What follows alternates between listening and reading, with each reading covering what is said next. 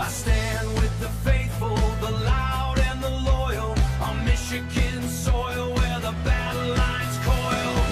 I pledge allegiance to the shield and the mane, through the lake effect, snow and the November rain. One nation under God, moving the chains, with the fire of the city coursing through our veins. Yeah!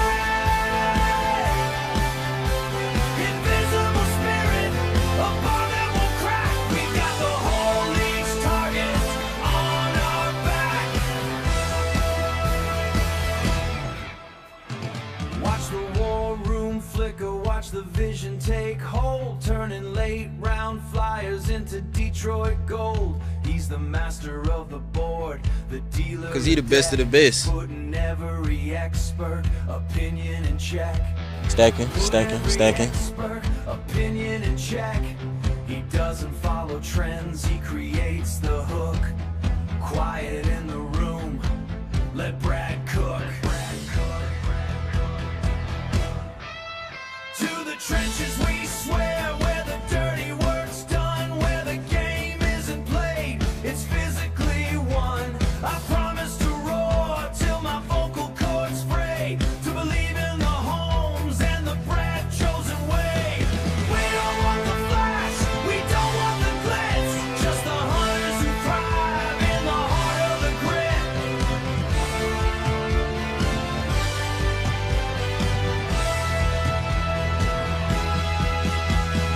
Liberty from the cellar, and justice for the years of pain.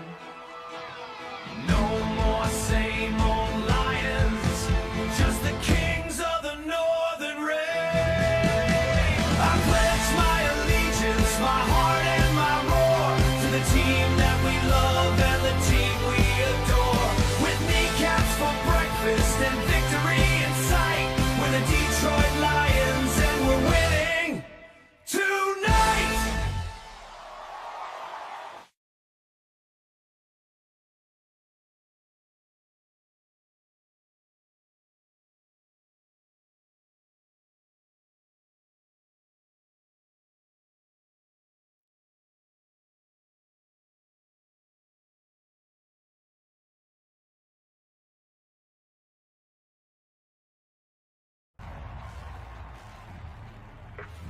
In his third season from Alabama, number 0, Jahmyr Gibbs. All right, what's happening, everybody? It is August 5th, which means we are at a little break period here for the Lions. They're going to get back to action tomorrow. So welcome into Rock Down Detroit Lions. Used to be Off the Cuff. Now it's DFJ Sports Report.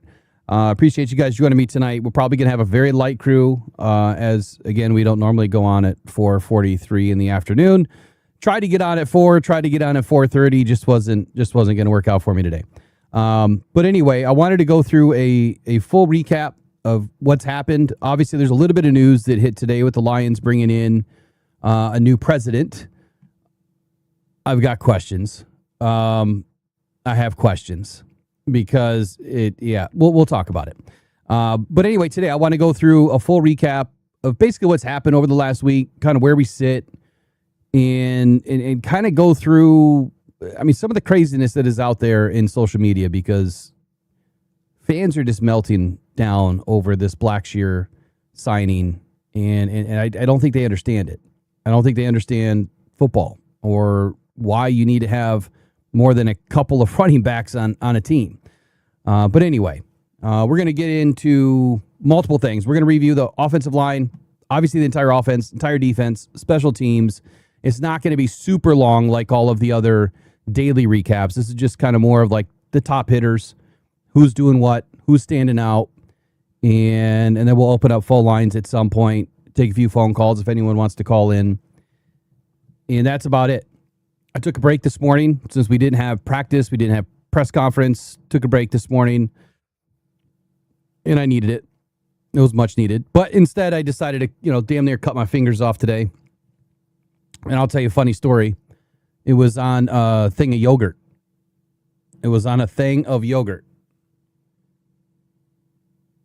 Uh-oh. Okay. Kirkland yogurt, their big giant thing of Greek yogurt, just plain Greek yogurt. It has a silver foil that goes around the outside. I reached into the fridge. I grabbed it. It was a little wet, had like condensation on it. So my fingers were like going around the cap. And as I pulled it out of the fridge to pop the top, it went slice and it went right through my fingers. I've never seen or heard of a piece of foil like that covering yogurt go through somebody's skin so easily, but it did. And I was bleeding everywhere. I don't know why my blood looks so thin, but that's a good thing because my blood used to be like motor oil. But now that I'm down exactly 20 pounds today and in better shape, taking better care of my body, not putting a bunch of junk in it, my blood's moving. That's good. That's good. Hopefully you guys are on the same plan. So we'll check in today at 6'1", 242.4 pounds. Let me know what you guys are in the chat right now. Height, weight, whatever you want to do. Don't be ashamed. Just next week, make sure it's less, right? Get on a treadmill, go for a walk, drink some protein shakes, get in shape. Here's why I'm also doing it. Like I said yesterday, we stay in shape, Lions stay in shape, right? We stay healthy, they're going to stay healthy. So if we want our Lions to stay healthy, then we need to do it ourselves. I think it's a good cause. Or I'm just going to use that as an excuse. I want them to stay healthy this year. We want to have a good season. We want to have a great season. We want to go all the way. 20 games. That is the plan this year. 20 games. No less. Not including preseason either. 20 games. So anyway, how you guys doing? Who's all in the chat today? Do we even have anybody watching today? Probably not.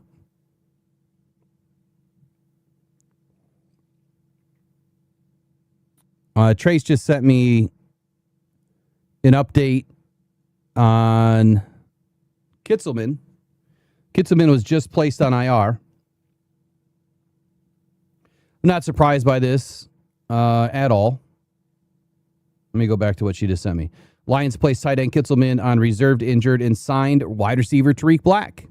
So they brought him back. They just let him go the other day. Now he's back. That tells you something, right? They're liking what they see out of the guy. I forgot to mention, I do want to go through the XM radio. I do have that all queued up.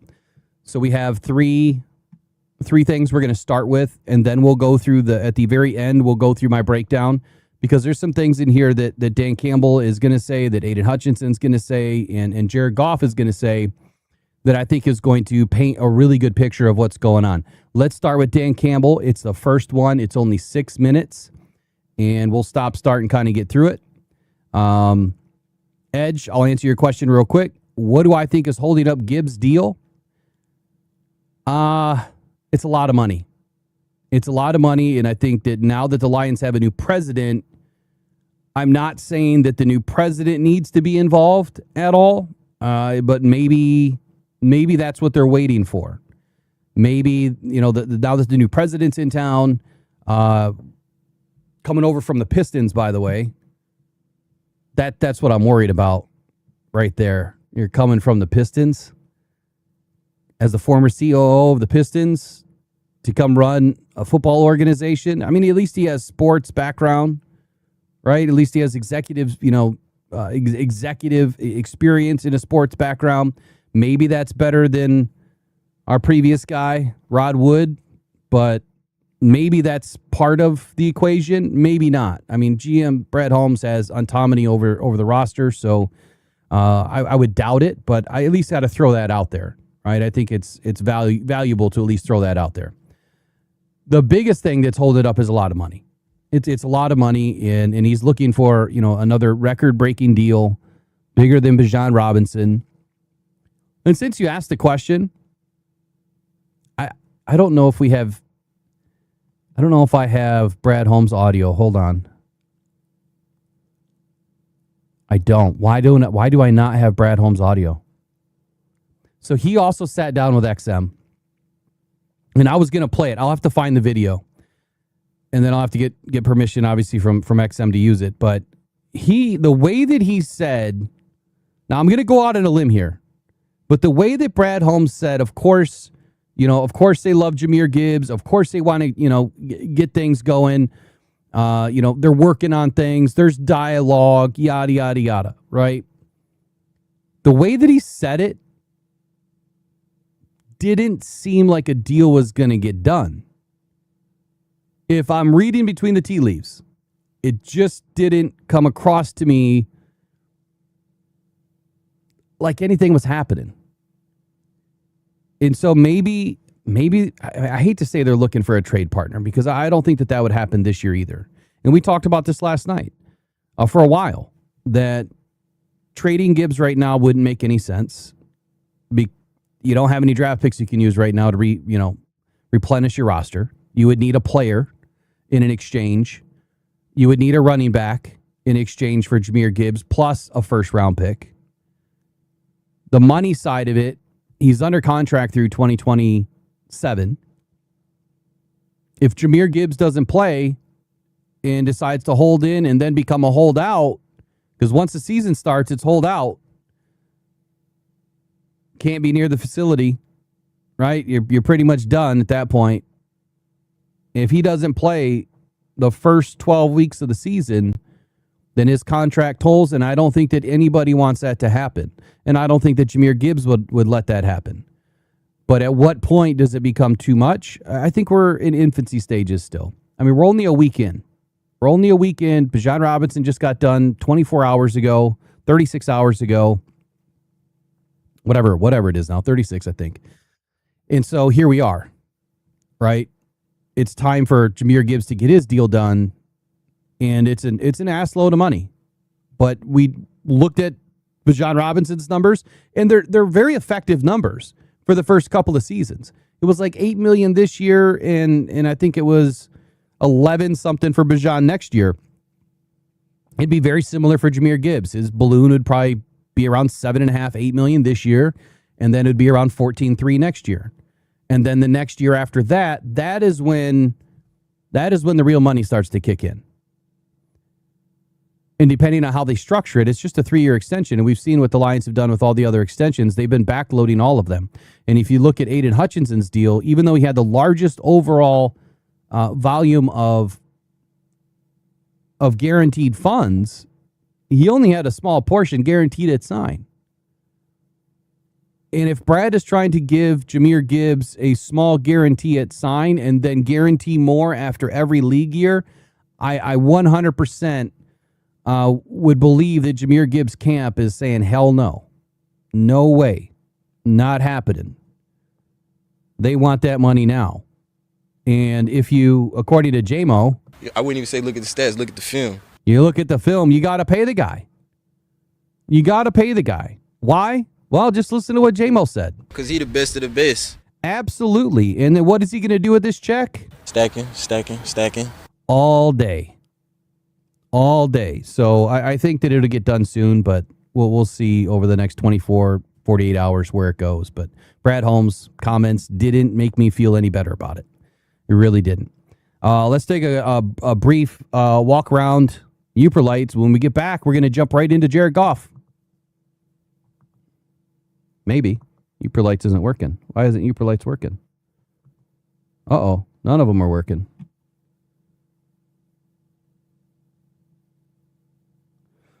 What happened?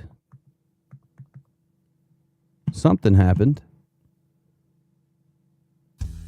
Every day, thousands of people are discovering Uper Lights, Michigan's newest, funnest rock to go find on the shores of the Great Lakes. Don't go out with just any light. Try the Convoy C8 from UperLights.com. It's guaranteed for life, and you'll find all the ones everyone else misses. Quality UV lights that are perfect for Uper Lights with prices starting as low as $20. Please make sure to visit UperLights.com for all your UV flashlight needs with the best guarantees on the market. Just what you wanted and not what you didn't.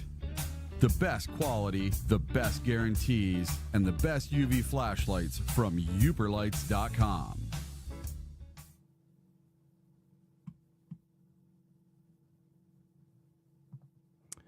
All right. I think I got it figured out now. I think we should be all set. Just on the wrong page, I guess. I don't know how that happened. Anyway, let's get into Jared Goff, man. Sat down with XM Radio and had a conversation. about what's happening. How's camp going? What he, kind of views this team doing this year. So let's take a listen.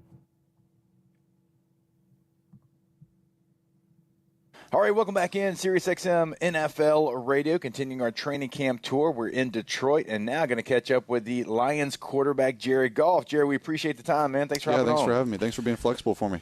Oh, absolutely. Hey, we told you. Today, a little bit of a lighter day, a little bit of a walkthrough day. I remember those training camp days. We're going to give you all the time you need. Thank you. Yeah, able to get some busy work done and handle some things. We heard yesterday was a little bit of a get after it. We heard that tomorrow and Friday are going to be more of the same as well. That's right. Yeah, yesterday was a big one for us, and today's a down day, just a walk through, and had a few meetings, and then tomorrow, like you said, another big one, and then Friday's the scrimmage day for us. Yep.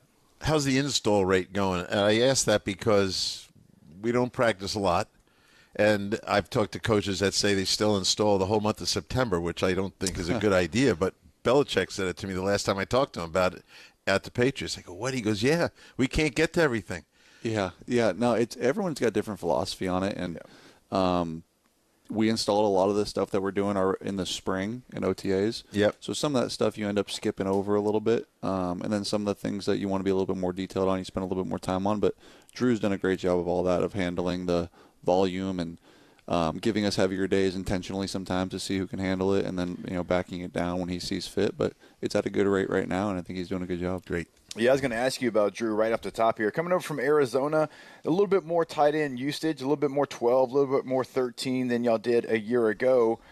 Do you see some of that maybe coming into the offense this year here, knowing you've got a couple of tight ends that certainly can handle it? Yeah, if it fits. I think we're finding out right now kind of who we want to be and have a good idea, but you're still kind of working through that. And Drew will just do whatever fits. If we had 6 running backs, we'd put them all on the field if we thought they were. That sounds like a good plan. If we thought they were all the best players at each spot, so I think he's very flexible in what he wants to do, and we have a really good problem of a lot of really good skill players, and want to be able to find a way to get them all the ball. A little bit on your tight end room. You've had a couple of injuries. You put a kid on there. You got the top 2 guys. Yeah. The big time blocker in Brock, and then of course the phenomenal other guy. But most teams are carrying 3 or a 4th. I don't need names, but how do you see that room? Phenomenal other guy. Couldn't remember Sam Laporta's name. Yeah, they've done a great job, improving and getting better, and Coach Oliver's doing a good job with them. And we signed Conklin in this offseason, and we'll see what he can do. He's a veteran guy who has a lot of experience, and he did a great job in the spring, and I feel pretty good about him. But, yeah, they're all competing in there and seeing where they can come along, and a lot of young guys getting better, which is fun. And like you mentioned, Brock and Sam kind of holding their own every day. It's been fun to watch. Speaking of young guys, what about Isaac out there at receiver? Feels like last year, he certainly flashed, but we all know, remember, like the rookie year to the second year, it's a massive jump. You get more comfortable. What have you seen from him early in camp? Yeah, he's getting more comfortable every day, improving and asking the right questions and learning, and still a young player who's working through, different tweaks and mistakes, but he's doing a great job, man. He really is, and finding ways to get better every day, and I can see the improvements in some things, and it's fun. Center's a brand. It's someone's new. Now, I don't know which one's going to win it or who's going to play the most, but they're guys that weren't here before. Yeah. And your relationship with those guys is always important. Up front? Yeah. Yeah, they've done a good job. They're starting to gel now. We're 7 practices in, and you can kind of start to see them, start to hit their combination blocks a little bit smoother and start to get more comfortable with the guy next to them. I think Cade at center has done a hell of a job. Obviously, Panay is going to do his thing, and you don't want to take that for granted because of how good of a player he is, but you kind of know that the left side's taken care of there. There's a battle at left guard, and at right tackle, Blake stepped up and done a great job as well. So it's all been good. Tate's doing a really good job. They're starting to gel. I think that's the best way to put it. For Panay to do that, he makes it look easily, like flawlessly, just moves over there. Yeah, it's really incredible. It's not easy to do, but every person that sat in that chair today has been like, we know what he's going to do, and he's already done it. It's really crazy. I know, to say that and to just be confident about it, and it really took him probably a couple days. And again, we're taking that for granted, and he's putting a lot of work in. It's not like he's just transitioning over there in his sleep. He's putting a lot of work in and making sure he feels comfortable over there, but pretty early in OTAs, we're like, yeah, he can do it. Yeah. And he feels pretty confident, I think, at this point. Yeah. I don't care what side he's on. He's always going to block by himself. He's not getting any help. It seems like it. I know he'd like some help, but no, when he's the type of player he is, he seems to do it on his own a lot. Yeah, with a young guy on the other side, too, who's going to need some help from you guys. Yeah, Blake's done a good job though. He really has. He's learning again. He's a rookie. He's making his own mistakes every day, but don't often see the same mistake twice with him, which is good. And then a lot of the physical stuff that he's doing has been really good. The mental stuff will come. It's hard as a rookie. There's so much going on, and he'll make his mistakes, but he really is doing a good job. I was reading his profile in this little book they gave us, and it said, "Tell us something we don't know about you." His opening sentence, "I can do a cartwheel." Oh, really? Means he's athletic. Yeah. We got to have him do a cartwheel. All big book. guys want to show you they're athletic, though. Oh yeah, they don't want to be the big guy. They can say, "Hey, I can move." So that's good to know. He wants to catch a pass. Yeah, he might. That's what I'm saying. Y'all have done that in the past. He wants to Yeah. catch a pass. One thing I want to ask you about is the running back position. And look, we're not going to ask you about Gibbs. That's a front office situation that's going to get worked out. But y'all have always had a 1-2 punch here, right? And so you make a trade, but you bring a guy in Pacheco, somebody that runs hard, he runs angry, and I expect that 1-2 punch to stay the same. Yeah, I think so. I think Pacheco has done a great job up to this point. Yesterday, when pads came on and it became like a live tackle drill, you could really see his value. Yeah, that's where he's going to really thrive. show. Explosion. Yeah, he runs angry, he runs hard. A dirty run turns into 4 or 5 yards, and that's just so valuable in the NFL, being able to be in 2nd and 5 instead of 2nd and 8. And he's done a great job. And then in the pass game as well, he's learning and picking it up and doing a good job. No, they probably wouldn't ask you, but I'm interested, and I know that my partner's interested. I like Luke Altmaier coming out of school. Mm-hmm. I was shocked he wasn't drafted, but he's here. Just a little bit update on his learning curve, because he's done a really good job. Really has.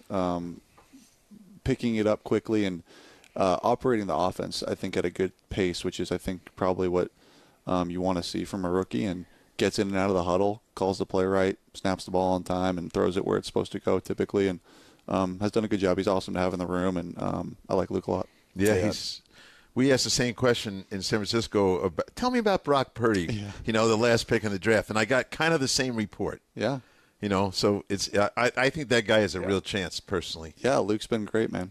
Luke's been awesome. Yeah, people don't understand how important. And Teddy Bridgewater obviously has played a lot of football. Like, he's in the room there, and that relationship between you and the backup quarterback and coming off the field and being able to trust Teddy, and he's kind of like your second set of eyes. And you're going to have your coaches too, but you got a guy that's played so much football. You can go right to him, and what he saw, you're going to trust, and that's so valuable. Yeah, I think you nailed it. It's very valuable, and his value to me personally shows up on game day, like you said, where he'll tell me the truth. He'll tell me sometimes what I don't want to hear, but then he'll also confirm when I'm right about what I'm seeing and whatnot. And again, I do trust him tremendously with his eyes and what he's seeing on the sideline. And then he'll have ideas throughout the week, which has been fun too in the past, where he'll throw an idea out and we'll end up hitting it on game day. And he's got so much experience, so some of the stuff that he comes up with is really good, and he can help in that way too. Yep. So I asked when we were up at lunch, are you going to scrimmage anybody? The answer was no. There's no one on the schedule to scrimmage this year, or whatever you guys want to call Joint practice? Joint practice. Yep. Nope, we're not doing that. And then, do you feel you need preseason games? Because this is the third camp in 3 days. It's a great question. The other two camps, I wouldn't put my first out there. I think they're learning and moving along so well, so quickly. I don't know that the preseason game is going to provide experience you need. I think I need whatever Dan thinks I need. So that's the. I will play if they want us to play. We have a new coordinator. There's certainly an argument for it. If he doesn't want to put anyone out there, there's certainly an argument for that too. So whatever Dan wants to do, we will follow suit and see where it goes. Yeah, Dan. We were talking about you earlier. You're like a fine wine, man. I mean, with age, you just get better and better. Look, you had a lot of success early in your career. I mean, played in the Super Bowl, obviously. But what is it about, man? It just feels the last 3 years, I'm going to tell you, I don't care. You've been as good as anybody, and it feels like you continue to develop, continue to grow, continue to get better. What has it been over the last couple of years? Because you've had different coaches, but a lot of the same personnel. Yep. What's been maybe different for you continuing to get better with age? Great question. Yeah. You end up seeing stuff, and it's hard to see new things very often, I guess. You've had so much experience, you start stacking experience, and the game just continues to slow down a little bit. It's never easy. It's always hard. It's very hard to prepare, and these defenses are only getting better. But there are some things where you can see some pressures before they happen, and things start to slow down a little bit, and you just gain experience and are able to anticipate a little bit more than maybe you had in the past. And I think that helps tremendously. There's such fine margins in the league where if I can have an idea of where the ball is going to a greater degree than I did before. That'll help me a lot. When people start, we see a lot of 13. You talked about it a minute ago, 12. Lots of 21 coming back with the last two teams had the fullback. Two fullbacks on both We're teams. trying to Holy get one to smokes. you, Jared. We're trying to get one here. So my point about it is the play action pass stuff is really set to go. With you're forcing people back into base defense, which they don't even line up in anymore. You know exactly. You're all over it. Yep, you're right. Exactly right. You're forcing teams into base if you get in those heavy personnels, and then that takes one DB off the field, obviously, one less guy who's good at pass defense, and you're able to throw some of those in breakers, pass plays that pull those linebackers up, throw it in behind them, and you're exactly right. I think the league trends goes in circles. It's coming back. And it seems that could be coming back in some ways. A lot of teams had success with it last year, and will we do it? Will we not? I don't know. I mean, it depends on what we think is the best personnel to put out there, and we're working through that. One thing we know, no matter if it's 11, 12, 13, 21, 22, it's going to be physical. It better be. Everybody that sat in that chair, same thing. They've talked about it. I mean, again, going back to yesterday's practice, but just the mindset, the mentality. If you play here, it doesn't matter what position you play. You better bring it every single day. Yeah, we don't really. Now, I it's hard for me to speak on this because I'm not really a part of that physicality as much, but I certainly know the guys that are. You're the maestro of it, though. Sure, I am. I'm not really sticking my nose in it, but I mean, St. Brown, J-Mo, Laporta, Tesla, Gibbs, those are your skill players, and those guys are willing to do it. Obviously, the O-line's willing to do it. That's their job. But those guys are the ones who really, like, when the receivers are willing to block the way our guys are, it changes everything. And that St. Brown sets a tempo. J-Mo came in soon after him. J-Mo's now setting his own tempo, and everyone kind of follows suit. So it's awesome. It really is. Tell me about your defense from 1 or 2 days in pads. Yeah, hard to tell. I don't know. I mean, it's so hard to tell. They're still installing. We're still installing. Yeah. They certainly are physical. I know that, and they're doing a good job being downhill, being physical. Jack's doing a great job leading them over there, and watching some of these new DBs that are veteran guys do a good job as well. Really have. Big up front. Obviously, too. Hutch is Aleem's been really impressive. Yeah, we've really, heard that really all, impressive. We've heard that I all think day too. His off season, he had a great off season, and I think he'd tell you that his training was really tremendous, and he looks really good. See, the thing I miss about not being here on a practice day, one, is the pad stumping, but also seeing Jared and Jack go kind of one-on-one, right? Kind of the mind of the defense, mind of the offense, because y'all both seem like – and Shep came in here and told us, he's like, look, I let Jack call the whole walkthrough today. Oh, really? Yeah, he's like that kind of guy. He's like, I let him call the whole thing today, and I would love to see y'all go back and forth. I bet those battles are fun. It's fun, and I know his calls, he knows my calls, so we're kind of like playing poker where we know each other's hand. And it's fun. It really is. Jack does a great job, and it seems like right when I think I know what I got with him, he'll have something that looks different, and I hope I'm doing the same, making it hard on him. And it really is fun to have a guy over there who sees the game cerebrally like that. That's right. It's fun. You're still having fun? I am. I'm still having fun. 11 years in, still going, having fun. I'm getting older because I just remember you coming in the league. Yeah, shoot. You know, it feels like a long time ago. I remember your rookie season. I had a friend there, and they showed you no mercy, blitzing you every day. In practice. You remember that. Yeah. Greg Williams. Greg Williams blitzed you every day. Yeah, not an easy defense to learn against with Aaron Donald also over there. But certainly cut my teeth that way. Yeah, and it's an amazing what you transpired and wanted to be, and how they thought the baptism by fire. I talked to Jeff Fisher about it. I go, what do you think this is proving? Yeah, no, it was tough. But I certainly learned a lot. All right, welcome back in. Sirius XM NFL. So that was Jared Goff on XM Radio today, I believe. Now, I want to say one thing real quick. Doesn't it seem kind of odd, or does it seem fitting that the Lions scheduled XM Radio to come in when they weren't really doing anything? The whole offseason, they don't want anybody seeing anything. Now, they've let the fans, but when you're there, there's, no cameras, no video, no nothing allowed during practice. They don't want anything getting out. So XM Radio comes in today when they're not doing anything. So they were able to sit down with Aiden and Dan and Brad and yada, yada, yada. Let me just kind of recap what he just said, kind of give you my 2 cents. The first thing they really talked about was the tight end position and how, Drew Petzing, is going to utilize what fits. That's what Jared Goff said.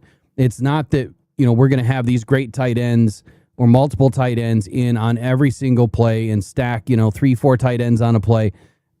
2-3 all the time. That's not what they're going to do. So initially, we had thought that Drew Petzing's bringing the 13 personnel and they're going to live, eat, and breathe out of that. And that's just not what's happening so far. The fact that he said, if it fits, tells you that Drew Petzing is going to take the best of the best that he has available that day, and he's going to create the best plan for that day. He's not going to run around and try to stick, square pegs into round holes and just force feed it. If it ain't going to work, it ain't going to work. And you're going to have to find a different plan. And so I love that about Drew Petzing. Offensive line starting to gel already within the first week. The comfort next to each other was mentioned. And that's what I've been saying for the last several days. That this is a giant, very difficult choreographed dance, if you want to think about it that way. These guys have to learn each other. They have to learn how they react. They have to learn, how they're moving. And the other thing that I was trying to get everyone to understand is like there's a feeling that comes with it too, whether you want to call it your sixth sense or whatever. They have to be able to feel these guys, especially Jared Goff. And that gives them the opportunity to play smarter, right? And to make sure that they're doing their job inside of the scheme and taking care of what they need to take care of, but also developing that continuity along the offensive line so the offensive line can play fast and also can play some strong Iron Man football up there to keep Jared Goff clean. So he does mention the battle at left guard. Obviously, Mahogany's pulling away from that right now. Penei Sewell only took a couple of days to get rolling. And I guess I'm not surprised by that. I mean, there really hasn't been a whole lot of negative things said about Penei Sewell. Even in one-on-ones, he wins one, he loses one with Aiden Hutchinson the other day, but primarily he's been playing fine. And so that's good news too. Blake's doing well, but he also kind of went into a litany of things that, he's going to have his self-inflicted wounds. He's going to make his own mistakes. But the most important thing that Jared Goff said about Blake Miller was that he doesn't make the same mistake twice. That is the key to a rookie being able to take that first leap in their first year. Don't make those same mistakes. Learn from it. And Blake Miller, if you learned anything about him in the offseason, is he loves to watch film, and he will study and study and study until he gets it right. And then during the week, he obviously studies the defensive line pretty heavily and his opponents. So this doesn't surprise me at all. That was kind of funny. He said he can do a cartwheel. Penei Sewell in practice was catching passes from Jared Goff. I'm sure some of you have already seen that video flying around.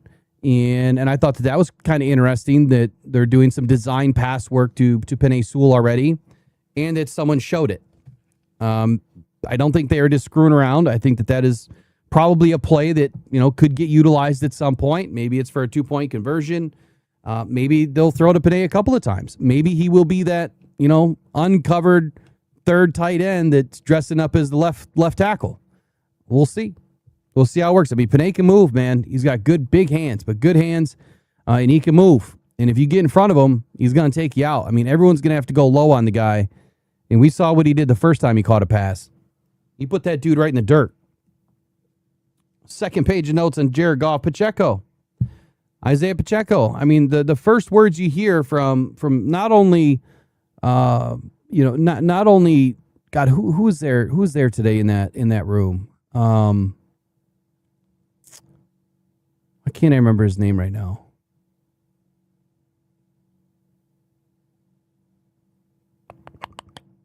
I can't remember the other guy's name. But anyway, it doesn't matter. Both of them said, he's an angry runner. He's a hard runner. And the dirty runs. Like, this is a very valuable statement because this is David Montgomery-esque. A dirty run turns into 4 to 5 yards. That's exactly what David Montgomery would do inside this offense. So if Pacheco is doing that already, it's early, but if he's doing that already, which I expected, I'm not surprised by it. And those are the things that we're looking for out of Isaiah Pacheco. To be that complimentary back, the 1-2 punch that you've already heard from Brad Holmes and Dan Campbell, that they praise, Pacheco for still giving the Lions that opportunity to have that 1-2 punch, just exactly like they did with David Montgomery. We'll see where it plays out this season. Some big words said about Luke Altmaier here, right? A heady player, doing very well, picking it up very fast. Compared him to Brock Purdy. So there was and I can't remember his name. I don't know why I can't remember his name right now. But the film work and the reports that they had on Altmaier in expecting to be drafted, which a lot of us expected him to be drafted, is Brock Purdy. Like, he's the second coming of Brock Purdy. The only difference is he didn't get drafted. Brock Purdy went last. And if that's the future of Luke Altmaier, if that's what people are thinking he can, if analysts, draft analysts, NFL GMs, whomever, if that's what they think that Luke Altmaier can be and you cut him, he's gone. Just saying. Does that mean you give Brock Purdy a better chance? Does that mean that you keep Brock Purdy over Teddy B? Or does that mean that the Lions could end up keeping three quarterbacks this year and then make some moves throughout the season when maybe nobody's looking? I think there's a possibility for that too. It all depends on how many Brad keeps this year. If he feels like there's only 50, really, really solid players this year and not 53, which he's done in the past, he's kept 48. Or I'm sorry, he's got 50, or 51. Maybe Altmaier initially makes it onto the roster, and then, again, when nobody's looking, he gets, put down, waived, and then ends up on the practice squad. Now, every team is watching, but there's certain times throughout the year that rosters can't make a lot of moves, and they're not going to make a lot of moves for a third quarterback that they're hoping to land on their practice squad. You see what I'm saying? So there could be an option there. Complete trust with Teddy was something else that he talked about, having Teddy in his ear. He was always going to shoot him straight, always going to tell him the truth. Whether they agree that he's seeing the right things or sometimes he's not, he 100% believes in what Teddy B is coaching him up, on the sideline during or after plays, right? And then last but not least, Aleem McNeil has been extremely impressive. You're hearing it from Jared Goff. You're hearing it from everybody that his transformation this year, his offseason was tremendous. Even though Tyler Lacey's been getting the brunt of the attention because he's just come out of nowhere and he's playing lights out right now, Aleem McNeil is kind of stealing the show for the defensive line. And 11 years for Jared Goff. I can't believe it's already been 11 years for Jared Goff. Insane how time flies.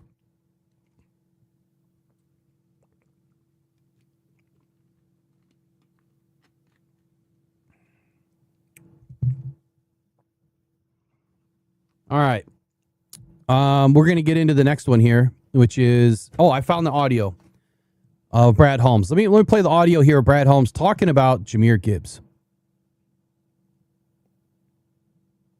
Pacheco coming over, we love the 1-2 punch, feel like they complement each other. So where are you at right now? Because I'm sure you're in constant conversations with Jahmyr Gibbs and his team. Yeah, look, I can only say, obviously we love Jahmyr. Me and Dan have always been believers in, that 1-2 punch. I just think that's kind of how this league is going now. And but we're having dialogue. We'll see where it goes.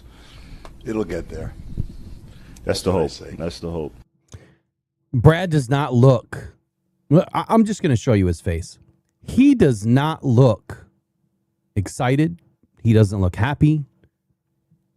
Look, we've seen Brad Holmes many times, right? We know when this guy is given a clue or if something's not right, something's not right. That's what I'm taking away from this.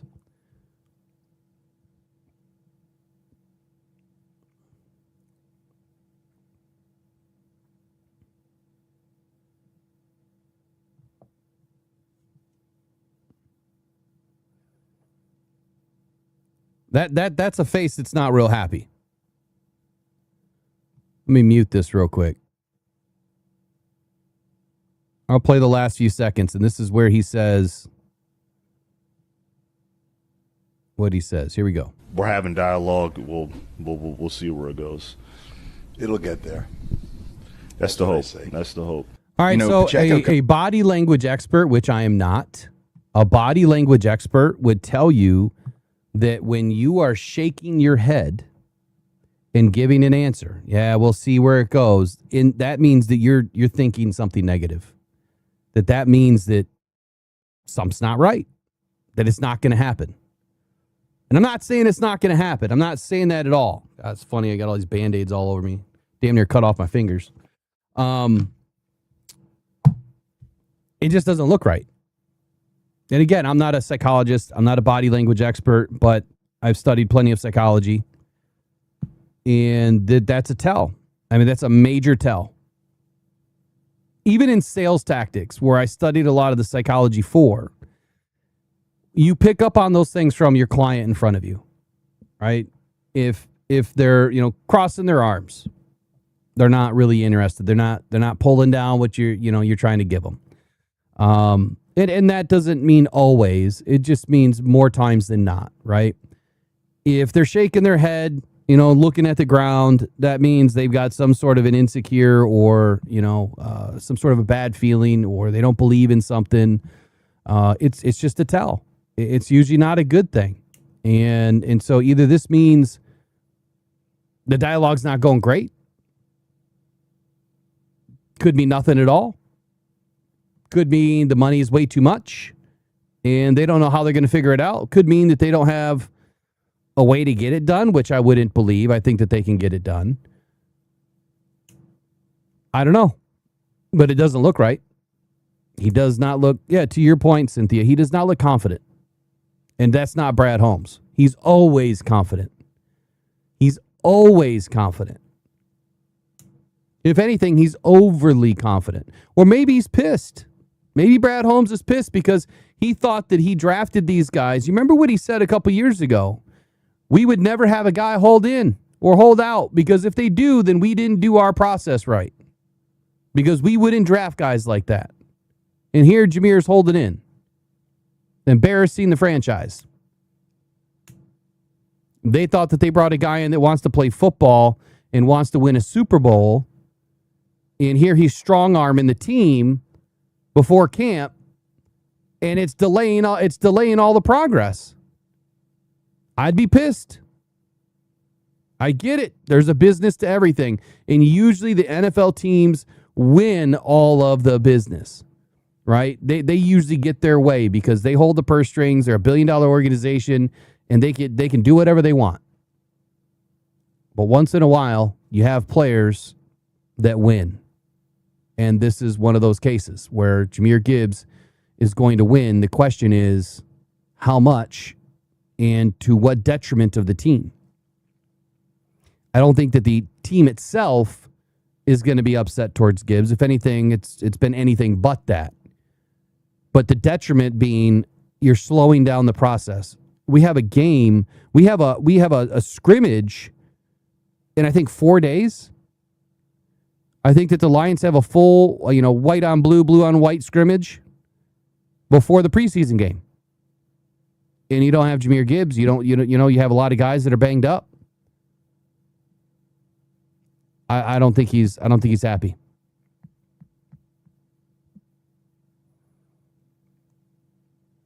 I don't think he's happy.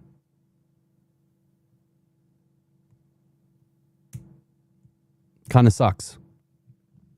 I was hoping it was going to get done, right? I mean, he should have been hours away. 24, 36, 48, whatever. Isn't that a song? But anyway, you get what I'm saying.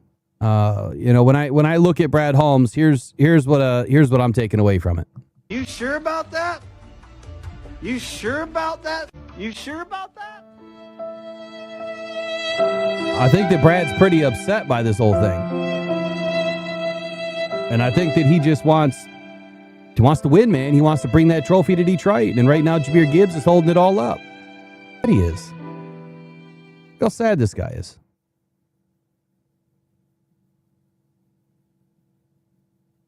As soon as I can get back to it. Jesus. Look how sad he is.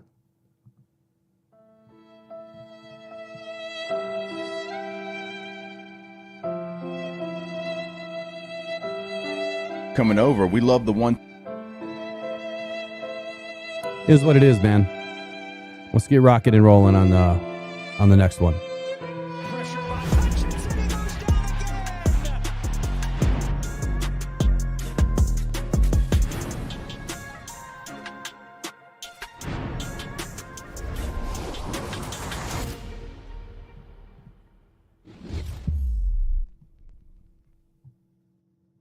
All right, up next, we're going to do Who's the Quickest?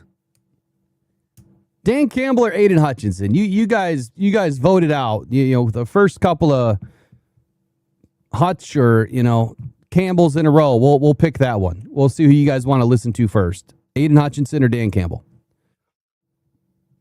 But let me know in the comments below, obviously in the chat right now. You think a deal's going to get done? You think it's going to get done before week 1?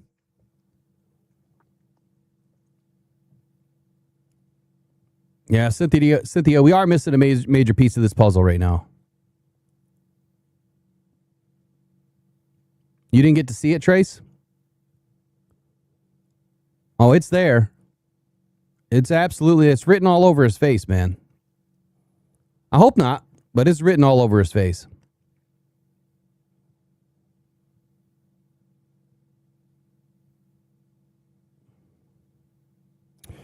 We talked about this earlier that they had to move around a ton of money, which takes time, plus the agent. So I'm not sure what you mean by that. I had to move around a ton of money. The only thing that the Lions have to do money-wise, when you put a lot of when you put a lot of guaranteed money together in a contract, now it has to go into escrow, right? I don't think it has to be immediate. I'm sure they get a certain amount of time to do that, but to get a contract in place, I don't think that they need to have that money in the bank right now. I think that the contract comes and then it gets signed, and then you probably have an allotment of time to put, if that's what you're referring to, you have an allotment of time to obviously put that money into escrow. That would never hold up a deal. A deal is a deal is a deal. But I would say that the agent, like similar to what you guys are saying too, is I think that the agent has a lot to do with this. I don't think it's all on Gibbs. Matter of fact, I don't even think it was Gibbs' idea. I think it was the agent's idea. And they're strong arming. They're strong arming the Lions franchise right now, just like they did to Atlanta. All right, I see one Dan Campbell, so I'm just going to roll Dan Campbell. Here we go.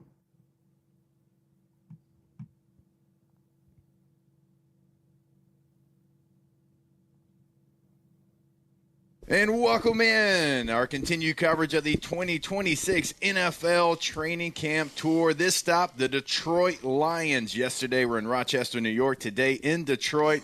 Looking forward to our first conversation because we are starting it off right off the bat with head coach Dan Campbell. Coach, we appreciate time. Thanks for hopping on with us. Yeah, absolutely. Always good to talk to you guys. Yeah, man. I'm a little jealous that I didn't get a chance to see the pads popping, hear them popping, because this was the stop. I was like, I know that I'm going to see exactly what I want to see. But I know the last couple of days have been very physical, and I know you've probably enjoyed getting to see some guys out there in pads for the first time. Yeah, absolutely.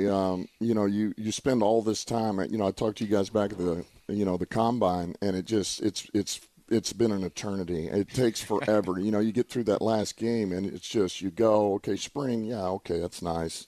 First 4 days, okay, it's good, but inevitably, some of these guys you get really excited about, half of them fall right away when you put pads on. And then the other ones are what you think they are. So that's when you really get a true evaluation, right, is the pads. So we got 2 good days we just hit, down day, and then we're going 2 more really good ones coming up. Last year when we were here, you had to chill practice because they were applying lots of contact to each other. I'm sure they're the same. Yeah, they are. It's good, man. We like our guys. It's a salty group, and they know what it's about. But I feel like we've handled it. We do have a lot of young guys, but I feel like the core of this team is very mature, man. So they know how to handle their business, get after it, but be smart too. So, yeah, we were talking about that earlier. It is a very veteran team, certainly like in the 2 deep. Go out there and with intention, you sign a bunch of veteran players in case you have an injury, guys that are ready to step up and ready to go, and like guys that were former first-round picks that still feel like they have something to go out there and prove. Yeah, and I would say that there's a difference between a veteran player and a hungry veteran player. Yep. All right, and we got hungry veteran players. So, look, we got a guy like Devin White, man. We signed him a couple of days ago, and Kelvin Shepard's got a relationship with him. And look, man, he's had some good years in this league, and so we wanted to kick the tires on him. Good. And look, he hadn't been here long, but I know this: he's caught our eye. Yep. Penei Sewell said this. This is for the listeners. You said it, but he said it too. Dan sets a standard, and if you don't meet it, you won't be here long. And then he followed that up with, "There is no gray area." I think philosophy of you is always important to remind these listeners of how you see how we practice here, how we respond to learning, everything that goes on, and how long does it take you to figure out who doesn't belong here? It doesn't take that long. It really doesn't. But we try to be so meticulous with our player acquisition, man, between the draft and certainly free agent signing, all of those. We try to do our due diligence so we don't get caught in a bad spot where you're vested in a guy that you may have to get rid of because he didn't meet the standards, because look, a lot of times I don't have to do anything. I mean, I will, but the core of this team, I mean, they're going to handle it. And your reputation precedes it now. We talk to players. They want to come here. They know what they're getting into if they come see you. Well, look, it's important for me and the staff. There is no gray, man. Right. There is no gray because gray is where people play slow. There's indecision. There's you don't have confidence. You don't, man. Give them the answers, and it's very clear. And guess what? If there ends up being a gray that is not by you, that's on us, man. Yeah. That's on me. That's on the coaches. Cut it loose and go play. Apply your rules. But yeah, we got a standard here, and everybody. I got to pause right there. I got to pause right there because what he just said clears Brad Holmes of anything. Okay? Listen carefully to what Dan Campbell just said. It's very clear. And guess what? There is no gray, man. Right. There is no gray because gray is where people play slow. There's indecision. There's you don't have confidence. You don't, man, give them the answers, and it's very clear. And guess what? If there ends up being a gray that is not by you, that's on us, man. Yeah. That's on me. That's on the coaches. Cut it loose and go play. Apply. There you go. If there's a gray, and what he means by that, he's not talking about gray aliens. He could be. I don't know. But what he means is if there's a gray on the team, if there's a guy playing slow, if there's a guy not learning, if there's a guy not gelling, if there's a guy not fitting in, it's not because of anybody else but me and the coaches. It's not because of Brad. It's not because of anybody else. We didn't do our job on the field with the guys.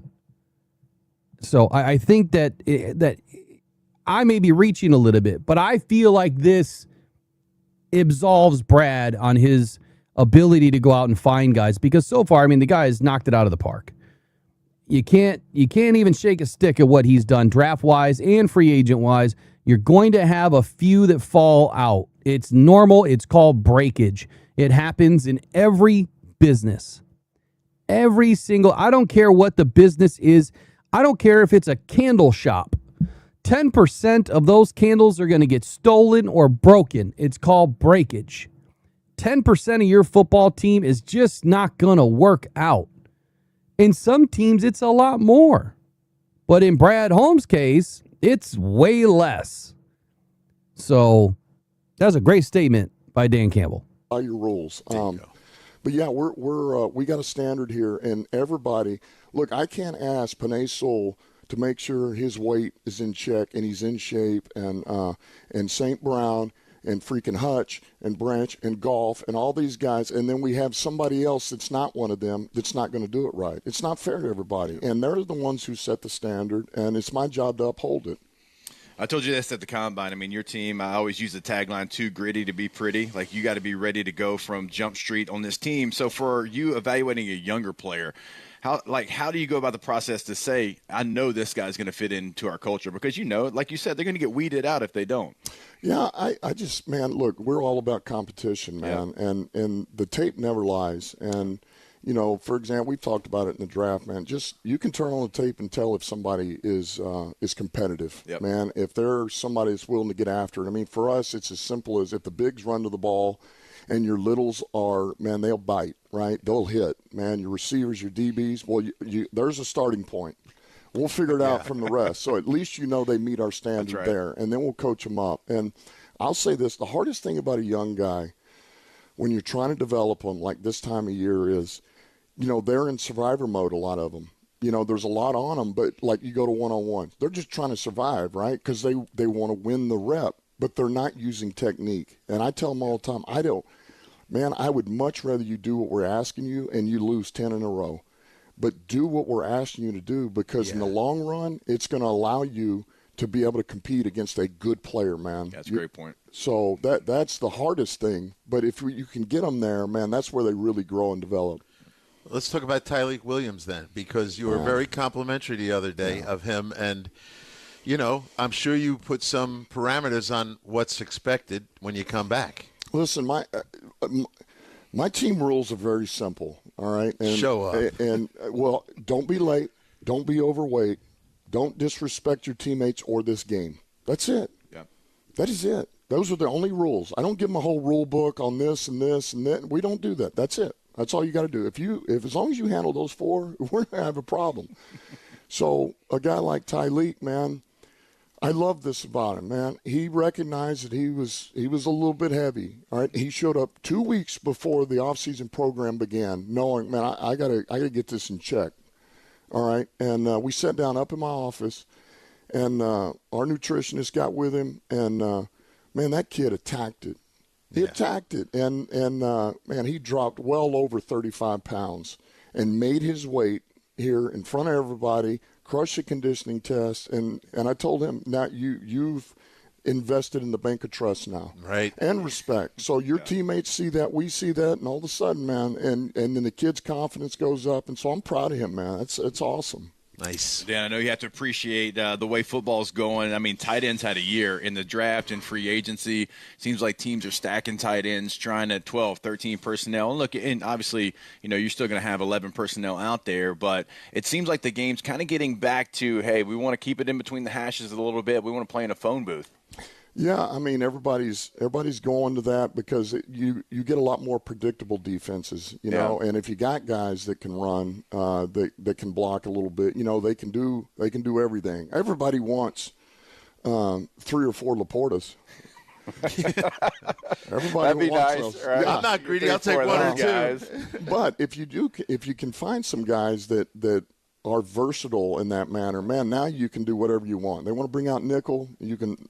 Man, you can hammer the football, man. They want to stay in base. Now, not only are you getting pretty good matchups, but you're getting more predictable defense. There's only so much they can run. And that's why it is. Now, I'm thinking we're going to go 11 linemen on the field just to create this new trend, all right? Hey, can we get a fullback in there? Just like one? Dude, listen, I'm with you. I love the fullback. Fullback's hard to find. It is. We talked about that earlier. They don't exist anymore. The last 2 teams had 2 each. Man, I'm telling you, they're hard to find. Yeah. And you got to be a war daddy on special teams, too. Yes. You have to be. Yes. And you're right about hard to find. Everyone's spread out and one-back sets. Man, it's crazy. I'm telling you, it's for how this game has evolved. It's a beautiful thing, and it's explosive. It's speed. It's all these. But at the end of the day, the hardest thing to find that you absolutely need is a blocking tight end. Yep. And if you can find a fullback, man, that's something that can be. That can be a mismatch for you because there's so many things. Nobody sees 2 back anymore. No. They don't know how to fit it. And a linebacker's never done it in his life, probably, if he's. Dan, you better not go out and get a fullback, bro. I get it. I know what he's trying to say. I hate the fullback position. Give me an extra linebacker. Give me an extra tight end that can be a fullback. I loved Mike Allstott. Like, that dude was incredible, right? Schlesinger, incredible. But that's old school football to me. I get that they're trying to bring it back a little bit, but you can be just as successful with having really good tight ends like they were talking about earlier. And you can also be very successful by taking Malcolm Rodriguez and parking him back there as an H-back and letting him go out there and block. And yeah, you could probably have him tote the rock around the goal line too. So I'm totally good on the fullback. But you watch, we'll have a fullback at cuts. Young player. Yes, that's exactly right. Yeah. And they cheat with undersized guys on defense. Yes. Just to rush the passer. Yes. I love what you said about a blocking tight end, though, because you know this. When you have that guy, he has to buy fully into, that's my role in this team. I'm going to be a wide tight end. I'm going to have 3 fingers in the ground, and that's my role in this team. I might not catch touchdowns. I might not catch passes, but I'm going to be a mauler. I'm going to impose my will on this guy across from me. That's exactly right. Look, Coach Parcells said it all the time, man. You need to know who you are. Yep. Don't put limitations on yourself, but at the same time, you better know who you are. Yep. And whatever that is, you better be great at it. Right. And look, we got one Love here, it. man. Brock Wright, You do. Yep. rookie free agent out of Notre Dame in 21. He was part of this whole crew. We drafted all these guys. He was one of the last ones in the building as a free agent, and here he is, man, still with us. Yep. And he's as dependable as you're going to find, man. He's tough as nails.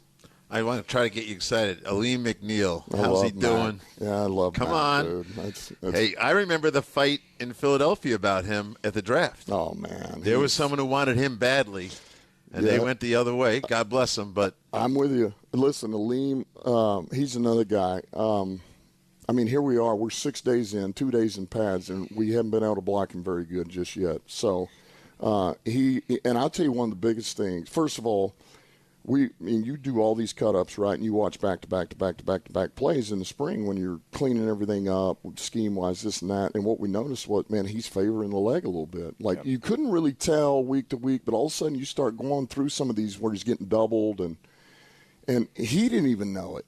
Like, he wasn't even aware of it. Yeah. And because he never made an excuse ever. And he looks 100% healthy, and he's explosive. And I tell you what I love. We had a pretty good one yesterday. All right. smile on his face. This is a radio show. Smile on his face, guys. See, now I'm even more jealous. We had a pretty good one, and we put some reps on them. Man, they start getting tired and fatigued. And I tell you what, he's still blowing stuff up. That's some of the biggest improvement out of him is, man, being able to wreck shit when you're tired. Yep. Excuse my language. That's all right. We're good. We're satellite. I want radio, Coach. You're good. to connect him and how he's doing to evaluating the 2 centers you got here. Well, listen, it's the and I tell all those. Hell, I tell Tate Ratledge, I tell Kate, all those guys. You're fortunate to have a guy like Aleem McNeil here because, man, if you can block him, you can block anybody in this league. I believe that, and so I would say those guys are holding their own. I'm glad we got Cade, man. He's still a work in progress just with our scheme calls. He's grown so much since spring, you know. But, man, we like him. Those guys are starting to kind of gel here. We're getting better. We got a long way to go, but it's good right now. Good. Coach, you got a roster that's got a lot of stars, and they deserve to be talked about. One that doesn't get talked. All right, let me pause real quick. So, a lot of hate on Aleem McNeil this year. I don't know why. Some, those CT guys, those WS take a shit sports guys. I mean, a lot of them hating on Aleem McNeil. I'm not trying to call anybody out, and it's not just them. It's a lot of fans. It's a lot of chatter on X, and it's usually a lot of chatter in a lot of their comment section. But the point I'm trying to make is why is there so much hate on Aleem McNeil? Why do people discredit what this guy is all about? He was injured last year, and there was a point where he was favoring his leg, and he was injured.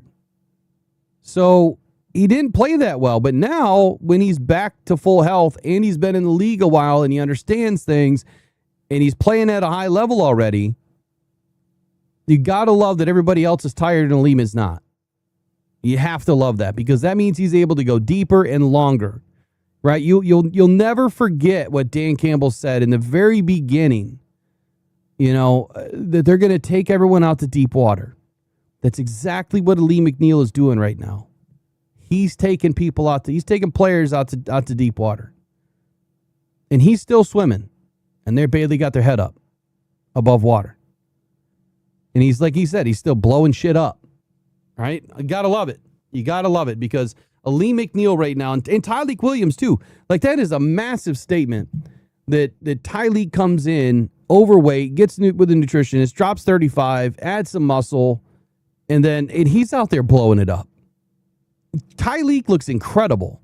Look, the one day I was at camp and the snippets that I've seen and the conversations that I've had and what I predicted about Tyleek last year was that he was going to end up becoming one of the best defensive tackles in this league, and it could be this year. It very well could be.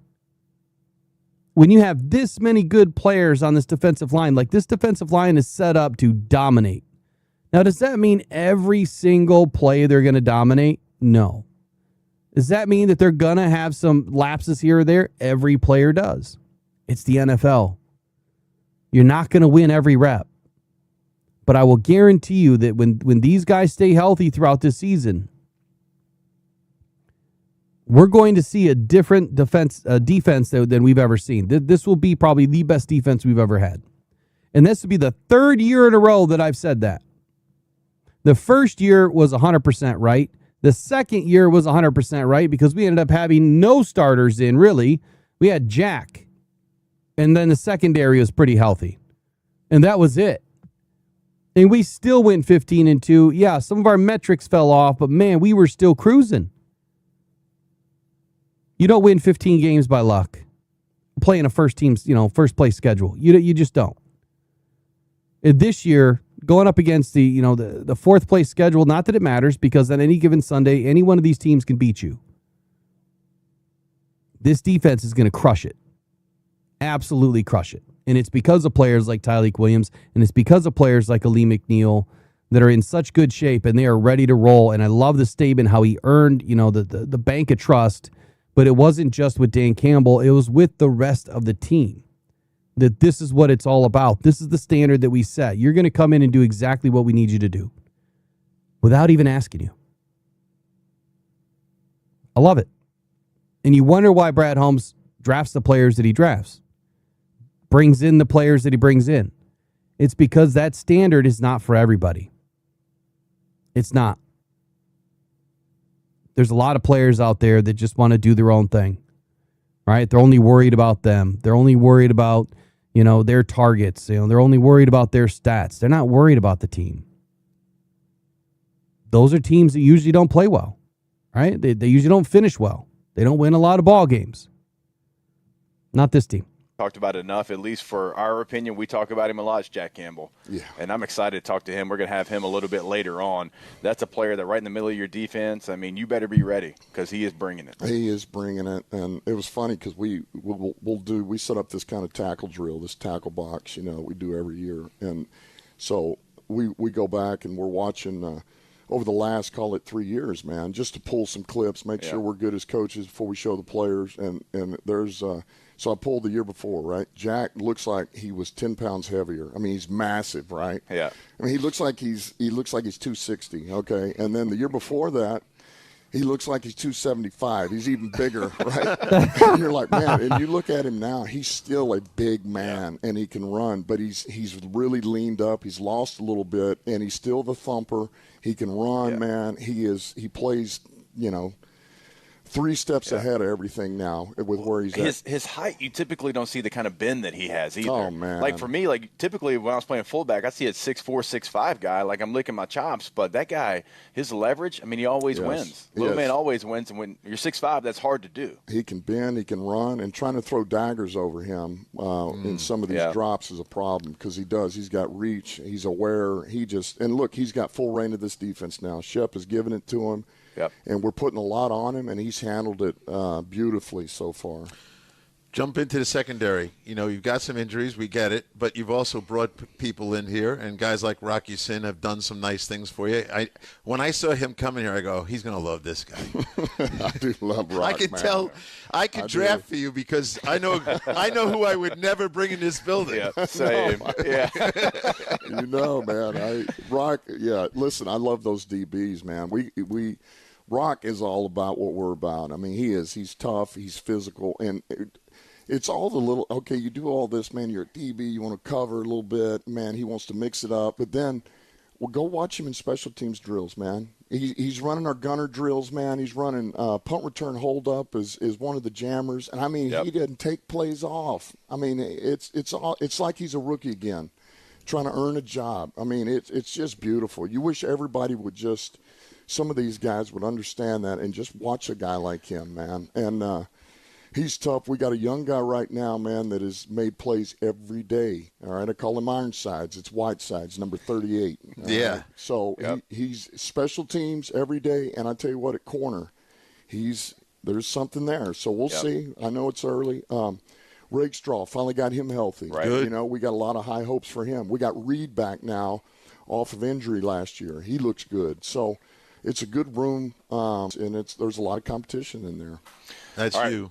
I'm going to be selfish with my last question for Coach here because this is one guy I want to know this answer to. Anytime I get around my old teammates, it's like, hey, if you had one more play in football, what would it be? For me, it's I formation, 20-30 ISO. Let me dig the Mike linebacker out, get head placement inside, and see if the running back can hit his head on the goalpost. For you, going back to your playing days, you get one more play. What is it? Yeah, well, I was always partial to – I loved running power out of the overfront. And everybody played a 6 technique back then. And just mano-a-mano, one-on-one, that was my favorite play of all time. That was it. Because, nobody expects much out of tight ends. And especially back then, those ends were big, man. They were big, they were long. And so I always loved that, man. You got a chance to prove yourself, and the run comes behind you. And you're motivated to get out of the way because the guard's coming. So I learned that as a young player. Yeah. But, That's right.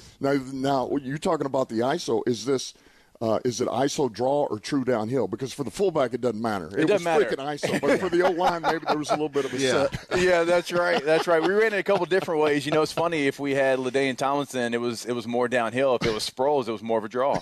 Yeah, we kind of switch it up a little bit. Either way, it was ISO. Either way, for the fullback, I'm 5 yards here. You're 5 yards there. Let's meet in the middle. If you had 20 rookies and said, "What's ISO mean?" How many of them would know what that meant? I don't. Maybe one. Maybe. Yeah, I just aged all of us here. Hey, Coach, you're the man. We appreciate it. We look forward to it every single time. Look forward to the next one as well. Yeah, great talking to you guys. It's always. awesome. All right, there he is. Lions head coach Dan Campbell, good enough to join us. We've got more coming your way on SiriusXM, NFL Radio, Channel 88. Radio training camp tour here in Detroit today. Okay, great stuff there from Dan Campbell. A lot of tidbits, tidbits that you're not going to hear anywhere else unless you have an XM radio subscription, which I buy every year for you guys. Like I listen to it every day. I try to, I scan everything for the Detroit Lions and anything that I can find that I can replay and utilize. I try to give it back to you guys. Now for members, you're going to notice in the membership, things are changing. There's been some things that were changed today to the lower tier, and there's going to be some things that are changing to the other tiers today. One is going to be some access to XM Radio as a member only, and that'll be in member only, podcasts or members only videos or whatever, right? But also, all members, even the $3.99 tier and up, all members are going to get into a drawing every year. It's free. It's a giveaway. 2 tickets to a Detroit Lions game. I did it last year. I'm doing it again this year, but now it's going to be for members only.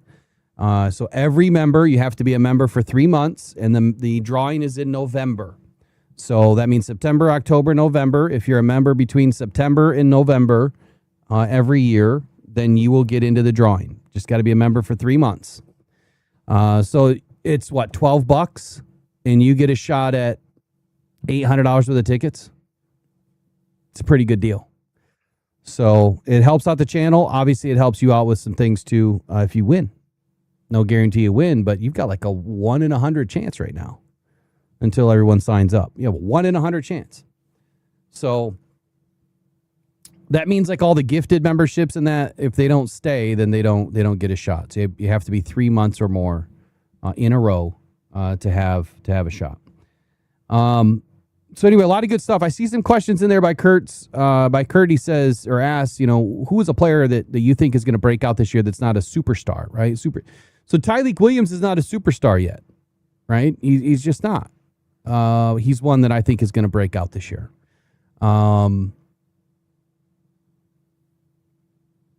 And it's a drafted player?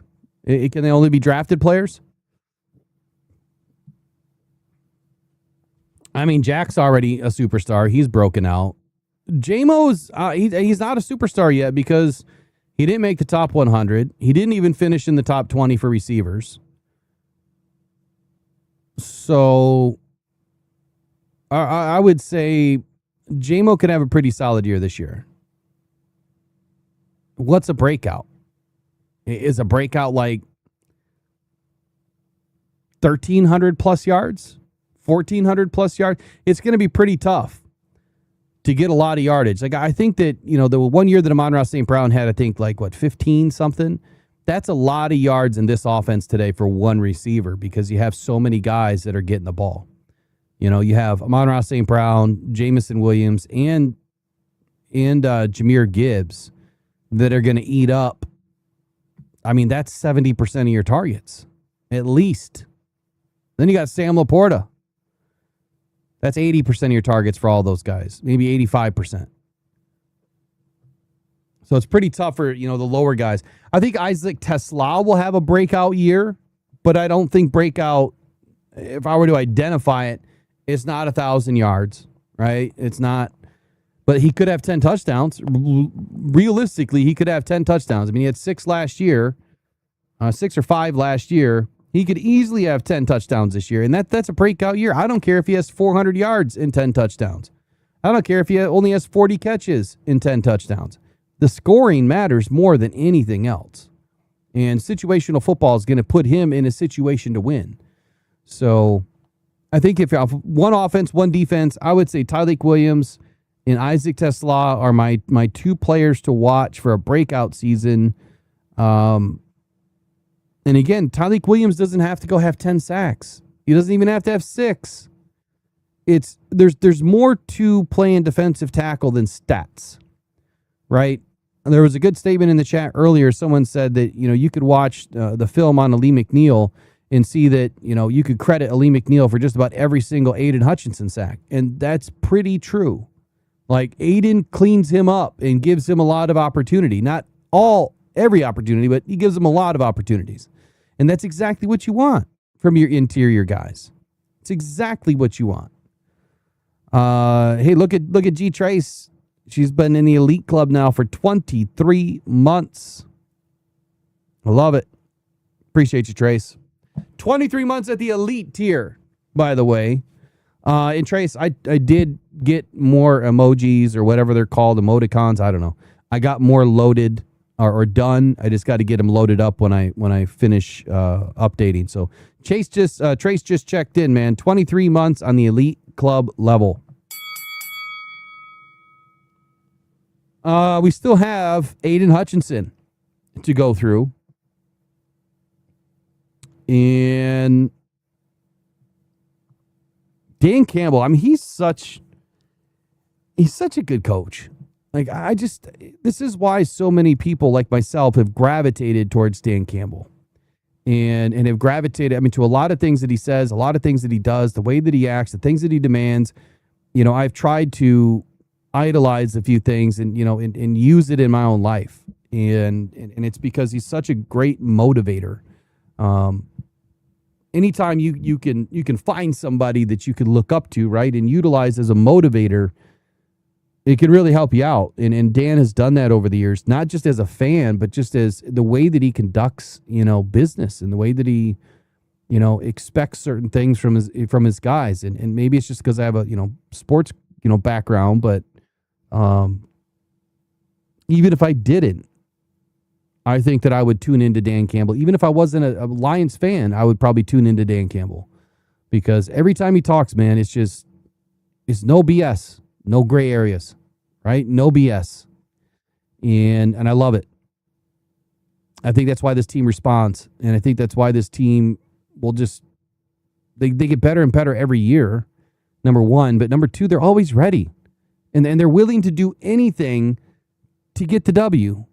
He said it about Brock Wright, probably the best, where he said, you have to know who you are, right? Don't sell yourself short, but you have to know who you are. And when you know who you are in this game, It's easier to define your role and then go execute in your role. And for a guy like Brock Wright that, hey, yeah, I'm not going to get a ton of targets. I'm not going to get a ton of touchdowns. But I'm going to go smear that guy, and Jahmyr Gibbs is going to go walk into the end zone, and I helped that, right? I was responsible for that. Every player on the field is needed, and every player has a job to do. And if they do their job, that is when this team is successful. So just because he's out there blocking mostly and erasing those linebackers and get into the third level and erasing the corners and safeties, like that's his role. That's his job. And there's nothing wrong with that. And then every once in a while, you're going to hear Dan Miller screaming Brock Wright 50 times because he just went downfield for a 64-yard touchdown. Or a 30-yard touchdown, or 30-yard grab, I mean. It happens every year. So I always look forward to Brock Wright's play.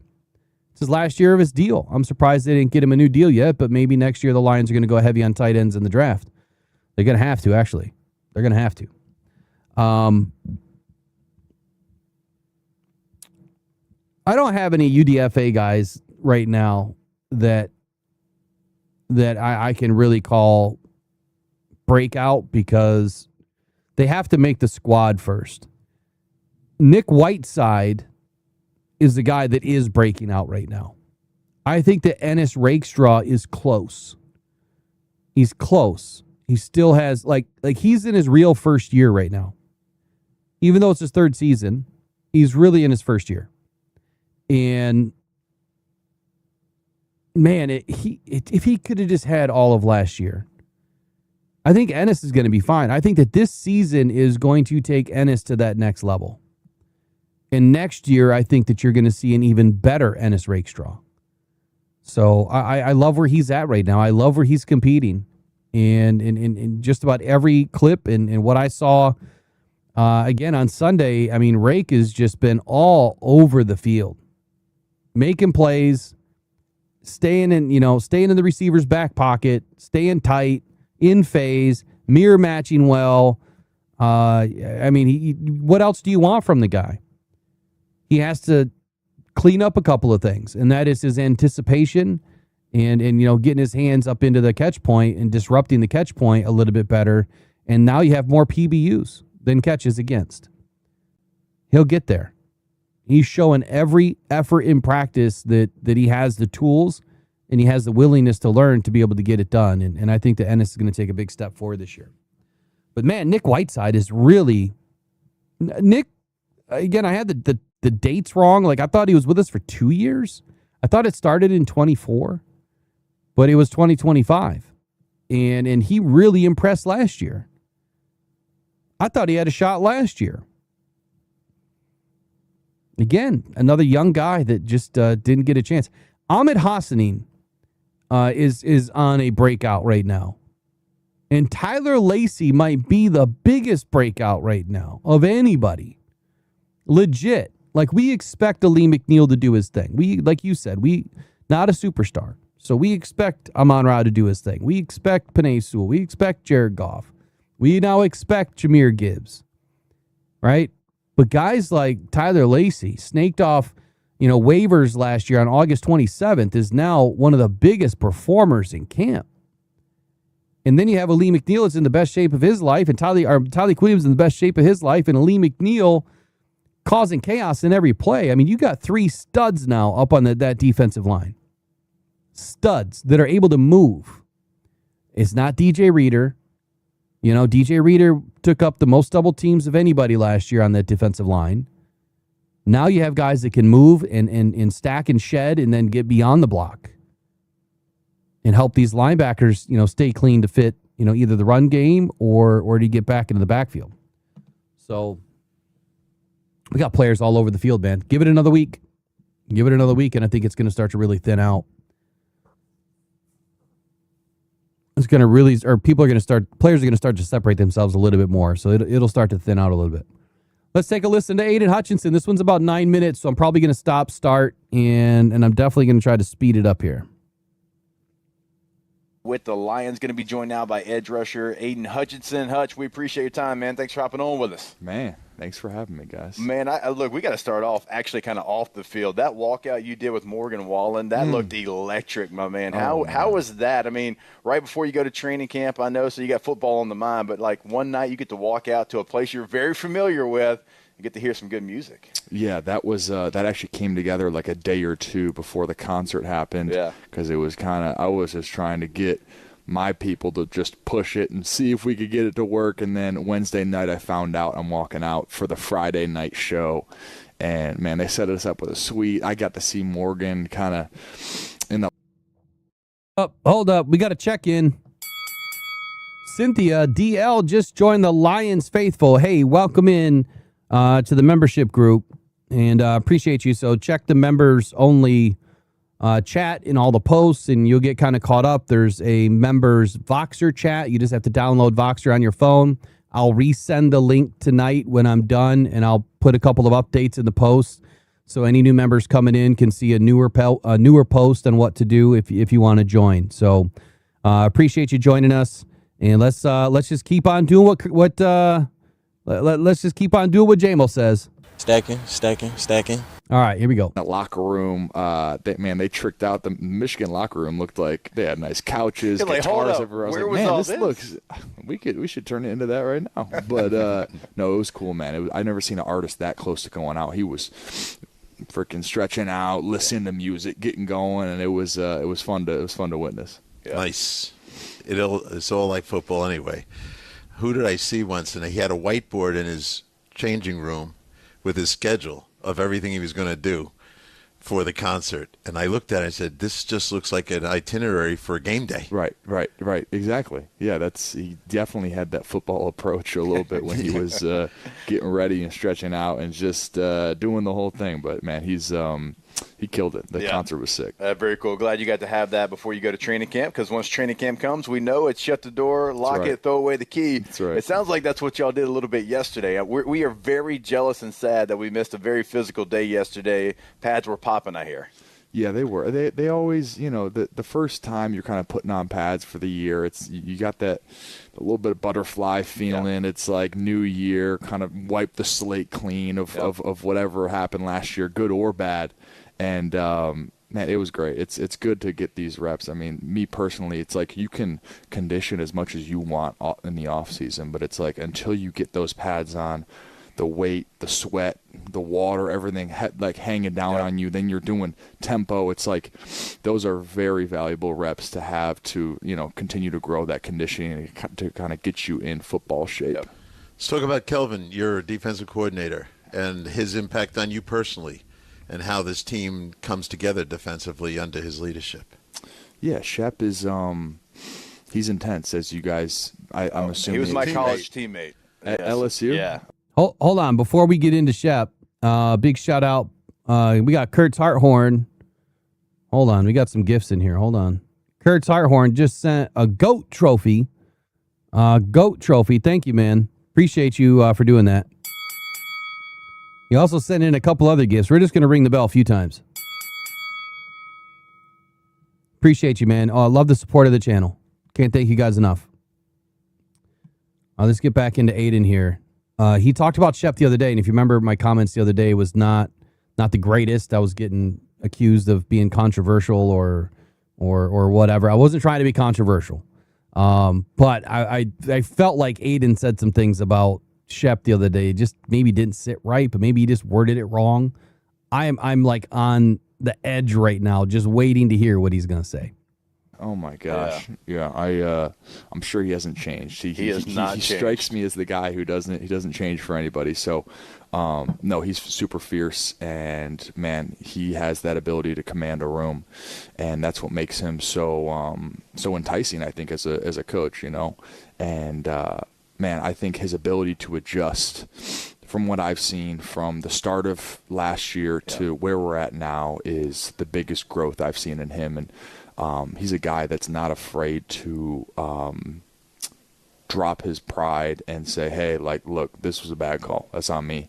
Aiden, we're not going to put you in that situation. Yeah. BB, Kirby, we're not going to put you in that. We're going to adjust. We're going to do it. And I think by the end of last year, I felt like we were really all clicking on the same page. So I'm just hoping we can continue. It's how the game of football is. It's a constant evolution.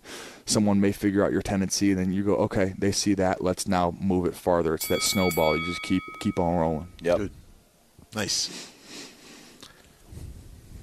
You know, this is a team that is very talented, got a lot of veteran players, but there's some young guys that I think we're all excited to see. And I know you have to appreciate Derek Moore being on the team now because, well, look, he's going to be in your room, but also he went to Michigan, right? So you got that connection there. I have to imagine he's been in your back pocket, all right, trying to learn the ways, and now you've got a young guy you can mentor and also be out on the field at the same time. Yeah, I think he's going to be a stud, man. He's got the makings for it. Mentally, just his physical toughness out there. He's a guy that will just throw his head down and get in there, whatever it takes. But he's also got the finesse that comes with that. So I'm really excited to see how he continues to progress and develop. And rookie year is going to have its ups and downs. It's going to be as pretty much everybody's rookie year does. But I think in the long term, I think he's got it. He's got what it takes to be great. Yeah. So I'm just trying to – you can clarify this to me, but didn't you go against Penei Sewell every day in practice? You're saying this year? No, last year. Are you seeing him as much as you used to see him in it's in good drills and because stuff? we used to obviously battle it out on the defensive left, and now he's on the offensive left tackle, so the defensive right. I have an amazing opportunity to – get better on the right now because for years I've been playing, even at Michigan, I've been on the left for a long time. And so as you can imagine, your hips get a little bit used to flipping a certain way, doing that. And so especially last year, I really tried to get more reps on the right so I can be more versatile in how I rush on the right and really make everything look the same. But now having a guy of that caliber over there, and for me, it's like I use practice as an opportunity to grow and evolve my own game, and so I see that as a perfect opportunity to, I can get my right side feeling that much better by the time we get to the season. So I've been trying to get as many reps as I can on the right side to get that. And I'm going against a great player, too. And he's working on the same – his punch hand's different. Right. He's got the same transfer of – how your body works. For sure. And I was talking to him the other day because he was asking me, what's he see? What am I seeing a little bit? If it's different, I'm like, dude, it's unbelievable how seamless this transition is. Even playing, going against him now, man, it really does feel so similar. And you would never imagine this dude's been playing right tackle for the past however many years, and now he's on the left, and it's man, he is. That just goes to show how great of an athlete he is, and how great he is the two of you to adjust. The two of you, it's interesting. That's why I brought it up, because I said some guys can't do it. They don't even like the stance they get in. Right. And everything is wrong, and then all of a sudden you got to make it right. But I was thinking these two guys are kind of learning.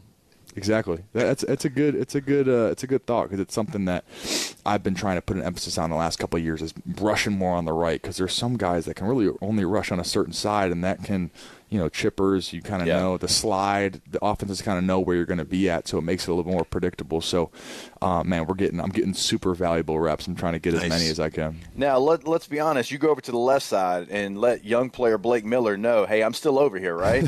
Yeah, this is still my OG side. Okay, all right. Yeah, it's good. I think can't let the rookies get too comfortable.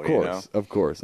And Blake, he's learned. I think he's got the good base of being able to be a great player in this league. I think it's just all first rounders have the potential, right? You kind of see it. I see it in him, but it's just a matter of, okay, are they going to develop and take that next step in the years to come? So that's kind of will be something to look for. But they're trying to get him going along. And I think he's doing a good job from my perspective. Yeah. He's coming along. Inside on the defensive line, McNeil, we love him, but I want to hear about Williams and what's going on with Tyleik Williams. Again, it's Ty League, you talk about first rounders, guys, it's that rookie year. If you're a first rounder or not, it's tough. And so seeing him being at nose now and really having a year under his belt, he's it gets me so fired up when I'm out there with this defensive line, especially Ty League, seeing his growth. And really, I feel like his passion for the game is even more now that he kind of knows, okay, this is what the NFL is. Right. This is what I have to expect. These are the blocks I'm going to get.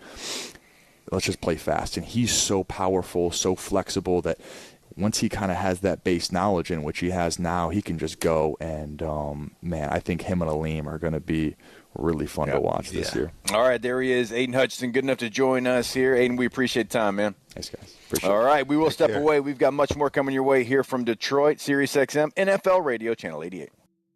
The training camp.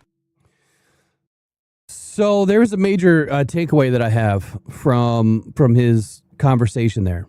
And I don't know why I didn't think about this at all. It didn't even dawn on me that now that you have Panay on the left and Aiden's working more on his right side against Panay, how much better that will make Aiden on the right side. And what they said, I mean, yeah, because his punch arm's different. When you're on the right side, you typically punch it with the right arm. When you're on the left side, you're typically punching. When you're on the left side, you're punching with the left. When you're on the right, you're punching with the right. So now Sewell's got things that he had to learn, right? I mean, he had to relearn how to anchor. He had to relearn his footwork, and now he has to learn how to punch again with a different hand. But the nice part about this is Aiden's going to get extra work against an all-pro best tackle in the league on the right side, whereas before he wasn't getting, he was going up against Decker every once in a while, I'm sure, but Decker's not Panay Sewell. But here's what just epiphany moment, right? Because now you got to think that Panay Sewell just developed a crazy good punch on the right side of this offensive line. And now he's going to work on the left side. He'll be able to punch with both arms with equal physicality or equal power, I should say, as where before maybe he didn't need to, wasn't required of him because it's not needed as much on the right side of the line. Very interesting development that I didn't even consider until now, until I just heard it. His comments about Calvin Shepard. Look, I think that we all knew Calvin Shepard was a man that believed in doing things the right way. He tells you that all the time. And the fact that he admits his wrongs and admits that, if he had a bad call or, bad play, I don't think that that's really growth for Calvin, but maybe Aiden seeing that a little bit more, great. But I would say that Calvin has always come to the podium and said, if I made a mistake, I'm going to own it. And when he's going to make mistakes. Every coach is going to make a mistake. Every coach is going to make a bad call. That is where the players have to be able to communicate. It's a fine line. Communicating is different than, just disagreeing with a coach. It's a fine line to be able to, communicate. And see, this is where Calvin Shepard has full trust in Jack Campbell. And now you've heard where Jack Campbell has the full run of the defense. Like he's out there calling the defense. He's doing everything. Doesn't even need Calvin. You remember last year they were talking about that. Calvin mentioned that at some point Jack is just going to be able to run this defense without me. And that's where they wanted to get. It doesn't mean that Shepard's not in his ear. It doesn't mean that they're not talking during plays, but Jack knows how to get this defense rolling. And he knows how to get them all, in the right call. So huge trust development this year on the defense. And again, you're at a point now where this defense has about 3 years working together, 2 years now with Tyleik Williams, multiple years 5 years with Aleem McNeil, 4 years with Aiden Hutchinson. Was it the third year for Brian Branch when he gets back? Malcolm Rodriguez has been around for 5 seasons. Who else on the defense has been around a while? I mean, Rocky Sin's been there 2 years now. Vontae Maddox, 2 years. Kirby Joseph, 5 years. There's a lot of continuity there. These guys understand each other. And that's why I think that this defense is going to take a huge leap forward this year. So we listened to Jared, we listened to Aiden, we listened to Dan. And I think that's all I have on the XM side of things today. I just posted the post in the members only chat, so you have the Voxer link in there. Please do not share the Voxer link with anybody. It's only for members. I do go in once a month and try to look at who's still in there and if they're still a member. I don't catch them all, but the Voxer Blue Zone chat is just for members only.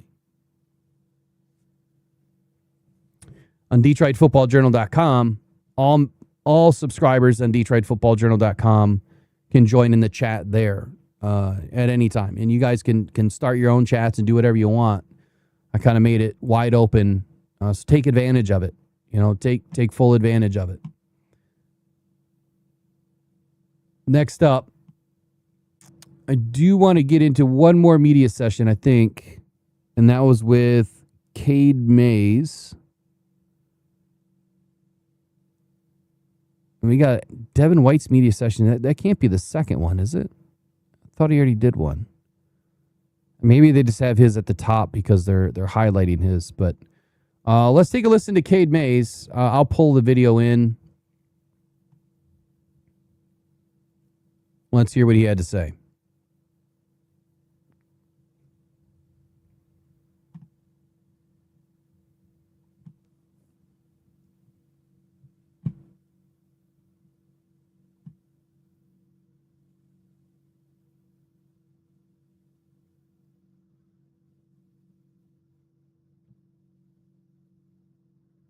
Damn, Cade, you're not centered, buddy. What's going on?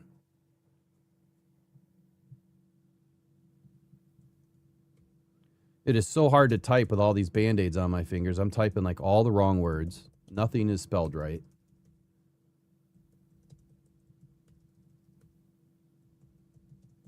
Can't feel the keys. All right, here we go. Cade Mays.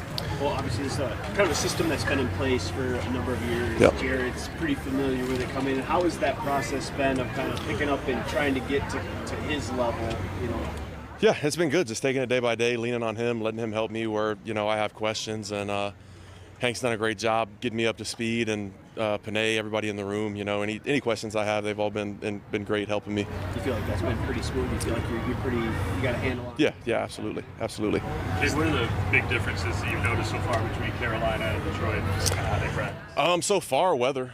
It's a lot hotter in Carolina than it is up here, but same thing. I mean, camp's a grind, and just working on coming out here and getting better every day.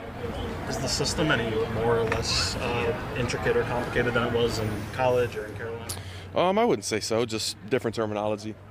Figuring out, what we call it here versus what we called it in other places. So, Working with a different quarterback, obviously, in Carolina. What's been the difference working with a guy that's been in the league, 10 years, that's kind of seen it all? Has that been a little bit easier of an approach?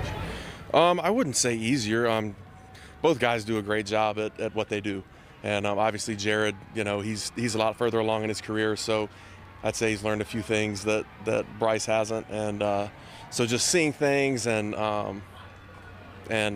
just he's really mastered this offense. He's been here so long, and he's very intricate in what he knows. So how much easier does that make your job? Just with a veteran guy like that who's better than you. Yeah, it makes my job easy. He's anything that I might not see, he's on top of it. That quarterback-center relationship is obviously crucial. The things that you guys can do, you and Jared can do off the field to help smooth that out as much as on the field? Oh yeah, I mean we've done dinner and getting together every chance we can, and just relationships outside of football just make it stronger when you're out here in football. So. What did you guys eat? We went to some place in Birmingham in OTAs. I'm drawing a blank, but it was good. Got a steak. It was good. Did you guys do any work before OTAs or training camp? Yeah, before OTAs, just getting together and, talking through things and, what he likes, how I see things, how he sees things, and just, got the ball rolling. A lot of changes on the offensive line.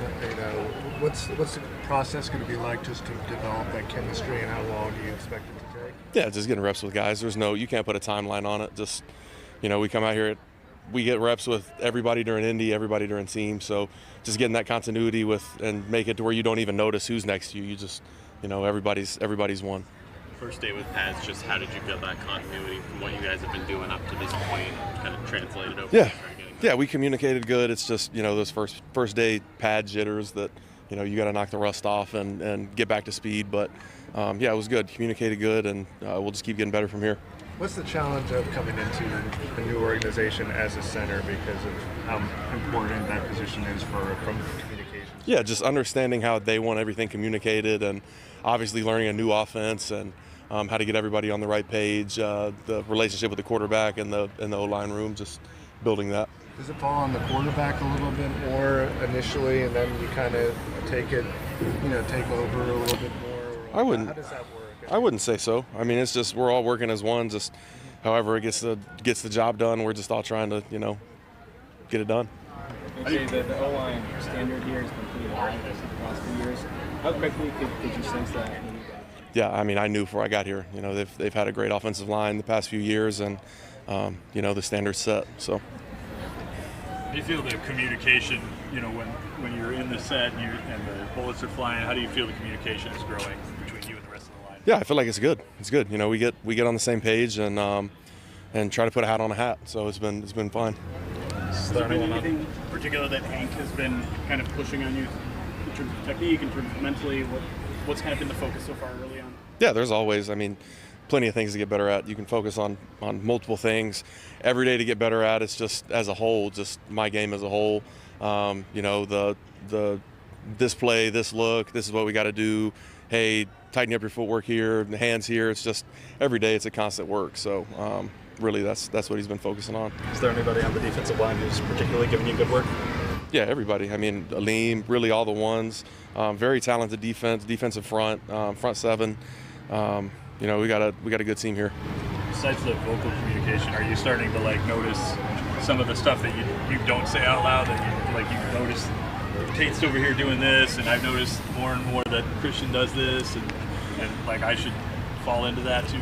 Yeah. You feel things once you've played next to dudes for a little while, you know that hey they see this, I know they see it. This is what's going to happen, and it happens. So that comes with the continuity and just seeing how I know this is what he's going to do. So what is? Well, there you go, guys. Now you know I'm not full of crap, right? Now you know I'm not full of crap. What did he just say?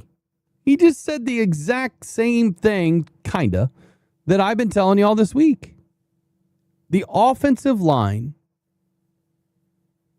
it's like a beautiful ballet, man. It's choreography that they have to learn. But the main points that I was saying about the offensive line is they've seen this before. They're communicating well. They know what each other's going to do. They know how they're going to react, right? He just said the same exact thing. And I think it's so valuable to already hear that the offensive line is communicating without any problems. It doesn't mean they're not getting things wrong. Doesn't mean that they don't have any mistakes. Doesn't mean that they don't have things to clean up. Doesn't mean that it was a perfect rep. But last year, it's like one guy was talking French, the other guy was talking Russian, the other guy was talking Spanish, and a couple other guys were talking English, and they couldn't understand anybody. That's what it was under Johnny Moe and them trying to figure out that whole cluster, of a system that just... I'm surprised that even made it into the regular season. It was so bad. Now, you didn't hear about it until the season started, right? You didn't hear about the major issues that were happening until we started to see it on the field. In the game. Which then is too late. If you're having problems then, it's too late. So, that's great news. It's absolutely great news. And I'm glad that Cade Mays just doubled down on exactly what I've been trying to emphasize as to why this offensive line has a lot of things to work on this year, and when they really start to gel, which it sounds like they already are, that they could do it blind. You could put on blindfolds on these guys and tell them to run a certain play, and they'll be able to do it. I'm surprised Hank Fraley doesn't do that anyway. I'm surprised he doesn't put blinders on these guys. You don't want someone rushing you at the same time, but making them take their steps and see how it works out. Now, you don't want to get anybody injured. I get it. I thought we already listened to Devin White. So I'm going to skip that one. I think we're good on media for today. I think we've gone through plenty. I mean, it's been I think it's been a couple hours now of media. So let me run through my recap of the week, and then we'll get out of here. And Kurt, there's more emoticons or whatever you want to call them, emotes that are coming. All the old ones are still there. I got all new ones coming, and I'll keep the old ones too. But so I'm gonna have like monthly ones. It'll say like 1M, 3M, 5M, 6M, and I mean they're basic, but I'll put them all in place. And then I'm going to have some cool ones that you guys can just throw out everywhere. All right, so let's do it. Week 1, man. 7 full days. The Lions started on July 30th when they started doing, some walkthroughs and that, and started kind of doing their ramp-up period to where they are today. Watch, the yawns are about to happen. That's why I'm starting earlier. I don't want to be yawning throughout this whole thing like I am every night. Week 1 in Detroit Lions training camp, the roster has not been decided. We know that. There's several competitions brewing everywhere, all over the field. And in some positions in those camp battles, I mean, they're trending in certain directions. Nick Whiteside, I don't even have to mention his name multiple times, but we will. Tyler Lacey, where he came out of left field, man, and he's playing exceptionally well. The Lions defense so far has controlled much of the early installation periods. The front has disrupted timing. The linebackers have played fast. The secondary is consistently challenging throws. And that was all before the pads came on. And then in the first padded practice, there was a temporary shift in the advantage. The offensive line started to generate movement. They protected well during individual work, and then they produced some very encouraging results from several players competing for starting and or reserve roles. You had some players that were out, right? We had some players that were, on PUP. We had some players that had not entered practice yet. And then some of those players started to come back after the first few days. The defense, though, the defensive front, they answered during the second padded practice where Lee McNeil, Tyleik Williams, Aiden Hutchinson, Tyler Lacey all consistently affected their run game and put a lot of pressure on the passing pocket in Jared Goff and all the other quarterbacks. Away from the competition, we still have Jahmyr Gibbs and his contract hold-in. It still has remained unresolved. Injuries can change the rep distribution at running back, tight end, edge rusher, linebacker, and safety after multiple injuries have hit the Lions during the first week. The first week has established some main storylines that we're going to talk about. Detroit has a legitimate competition at left guard, right tackle, outside corner, weak side linebacker, and the final receiver positions. It also has several unexpected players forcing their names into the roster conversation for the final 53. I put together a complete position-by-position report. It's not the full report that I've been doing every night, but it's pretty close. For the quarterbacks, there's not much that really needs to be said here. Goff installs the offense while the real competition still remains at quarterback 3. Jared Goff's first week was less about generating practice stats and more about the command of Drew Petzing's system. Detroit has continued introducing shifts, motion, condensed formations, play action, and multiple personnel packages, and Goff has been producing scoring throws and moved the offense during situational periods, but the first unit also left many red zone opportunities unfinished. And a lot of that was because of route adjustments, coverage recognition, and execution errors. All things expected that will be cleaned up in week 2. The offense has not looked fully synced yet, as expected. It's not unexpected during the first week under a new coordinator or new installation. But the compressed areas of the field have exposed where the communication still needs some work. Teddy Bridgewater has remained firmly positioned as the most experienced backup quarterback. His strongest moments include a red zone touchdown to Cedric Wilson and a deep connection with Dominic Lovett that produced an 80-yard touchdown. His experience is apparent when the play breaks structure or the coverage forces the quarterback away from the initial read. The unlikely name is Luke Altmyer. The undrafted rookie has displayed enough arm talent and baseline accuracy to keep Detroit interested, but his processing still remains behind both Jared Goff and Teddy B. He has some missed opportunities. He has been holding the ball a little bit too long and failing to locate open receivers. This is not a legitimate quarterback 2 battle today, but the competition is whether Altmyer can justify a third quarterback position being held over on the roster when the 53 get counted. For you guys, my first question would be, should the Lions carry Altmyer on the 53-man roster or use that position elsewhere and attempt to develop him on the practice squad, assuming that another team doesn't pick him up in waivers? Goff and Bridgewater are established. As much as I don't like Bridgewater as our backup, he has Jared Goff's ear, and Altmyer has a lot of time throughout the preseason to prove that he belongs in a long-term plan.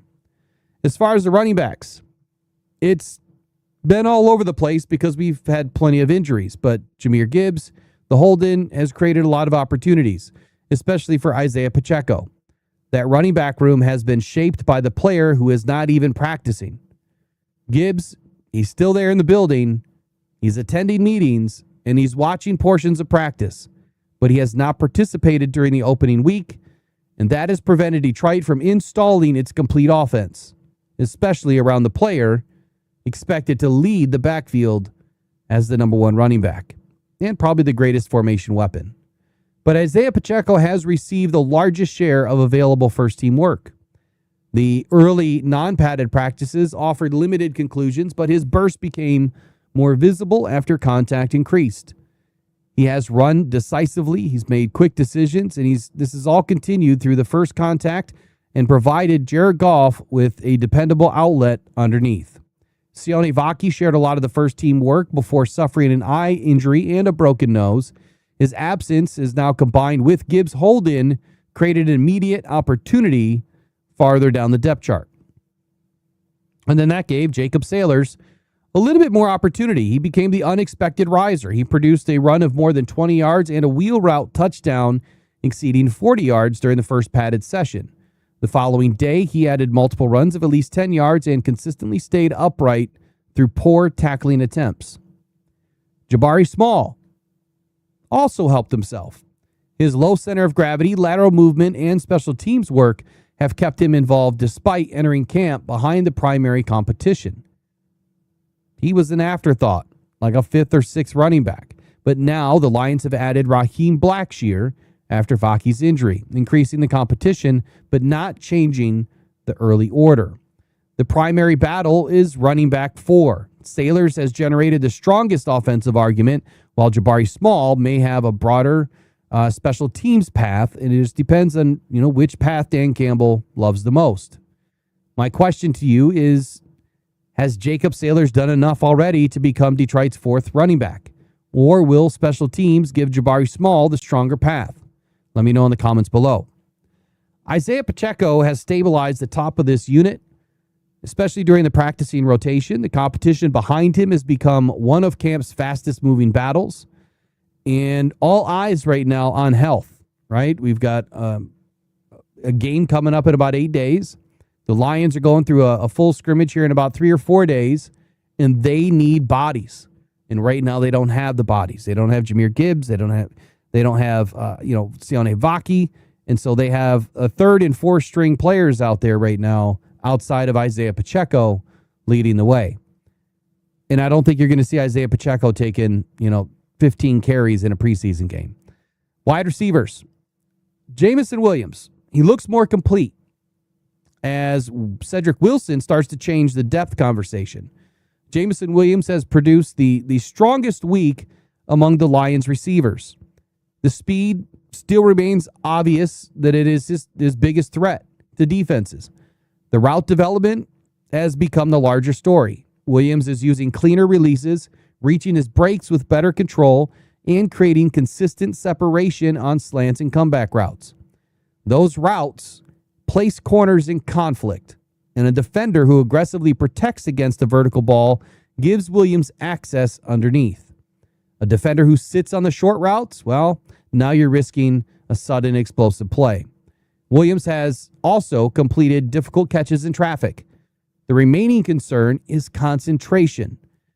He failed to finish a fourth down opportunity late Tuesday and had another catch broken apart during a red zone opportunity earlier in the week. Last season, Jameson Williams had 12 drops, and that is the biggest concern still in camp today. Jamo has missed opportunities that has hit his hands. He's still dropping the ball in practice. That is the one thing he needs to focus on to get fixed in week 2. Or it could end up biting him in a big moment, and the Lions could end up losing a game. I'm on Ross St. Brown. Obviously, he still remains steady Eddie.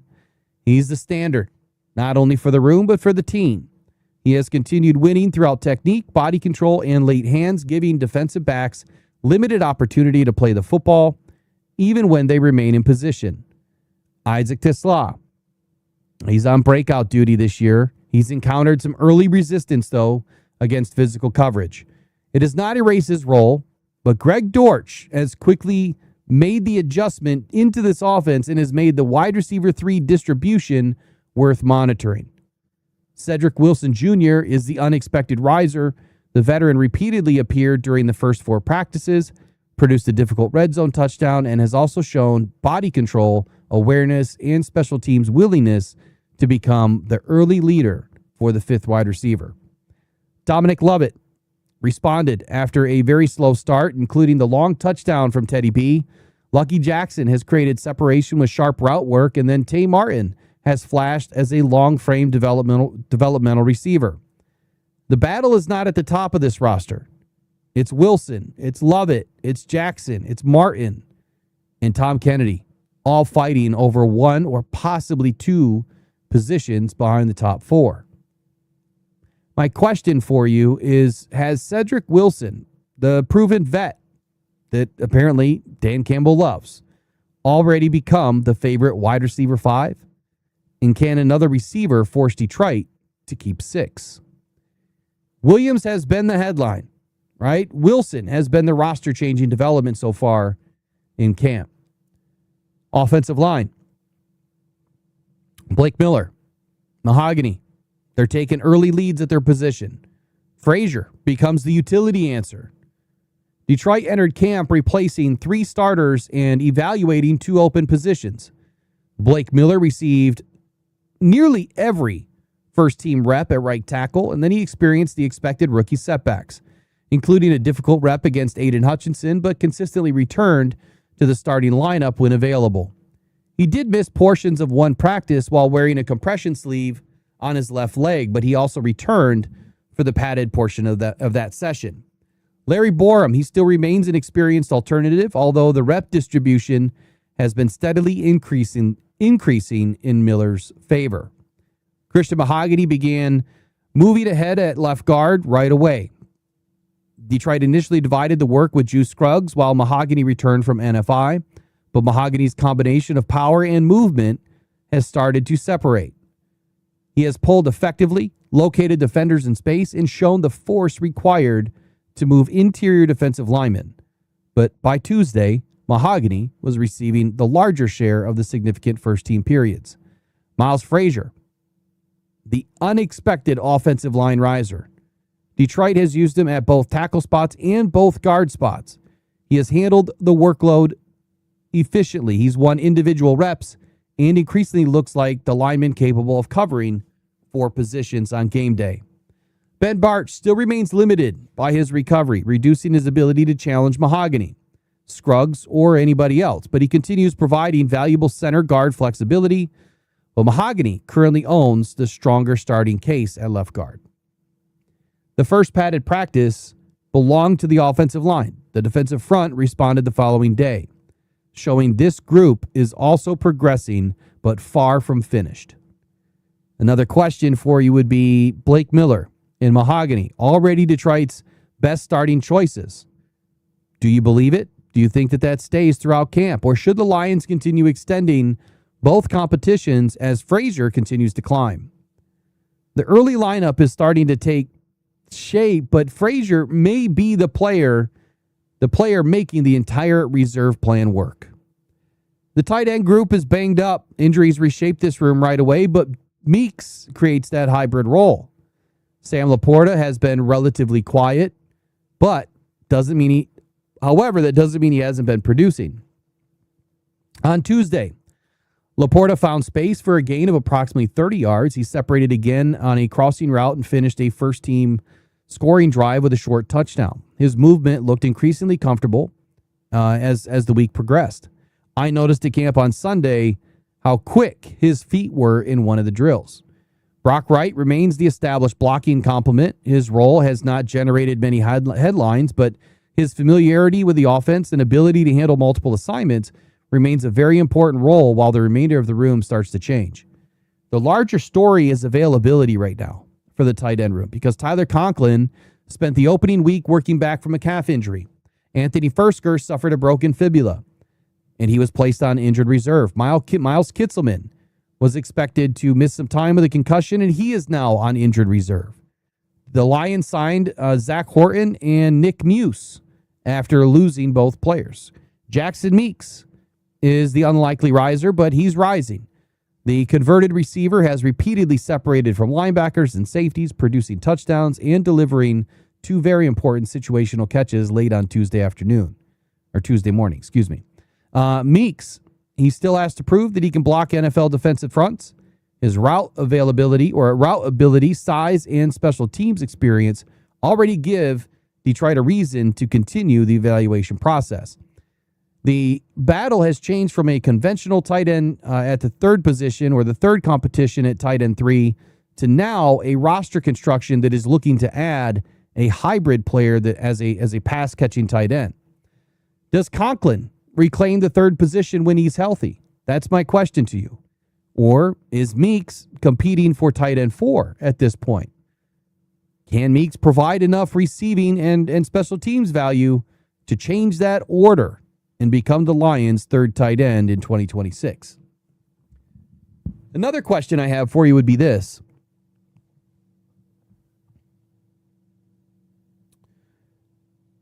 Can Jackson Meeks become valuable enough to force Detroit to carry even 4 tight ends? Early in the offseason, I said that for the Lions to be successful this year, especially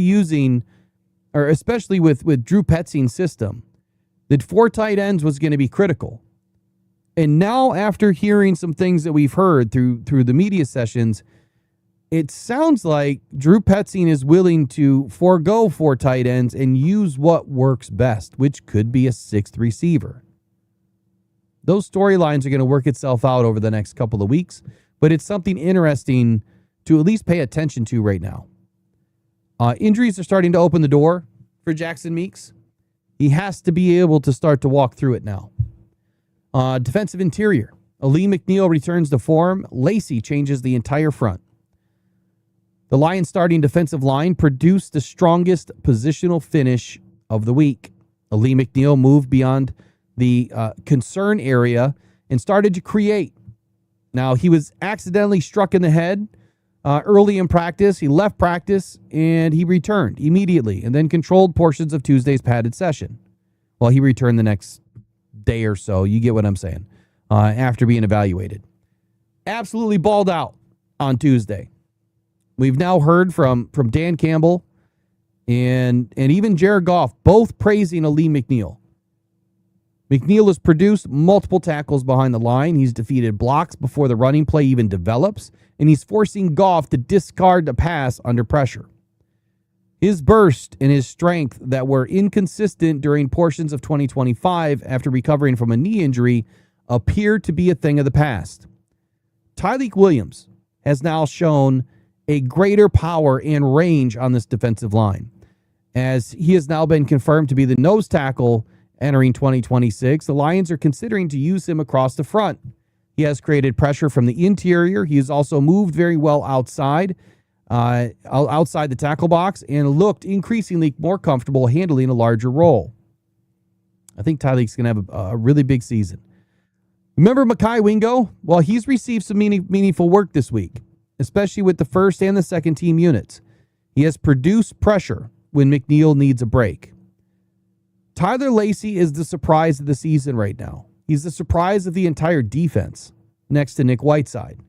Detroit is starting to use him as a big end and base personnel, keeping him aligned between the offensive tackle and the guard. He can then reduce inside in the nickel packages, and he's been doing great at both. He's provided stops behind the line of scrimmage. He's been collapsing blockers and creating pressure from multiple alignments. His ability to cover the 4-eye, 5-tech, and 3-tech roles give Calvin Shepard the flexibility without making a substitution. The developing battle is now behind McNeil and Williams. Lacey has separated. Wingo is pushing for snaps.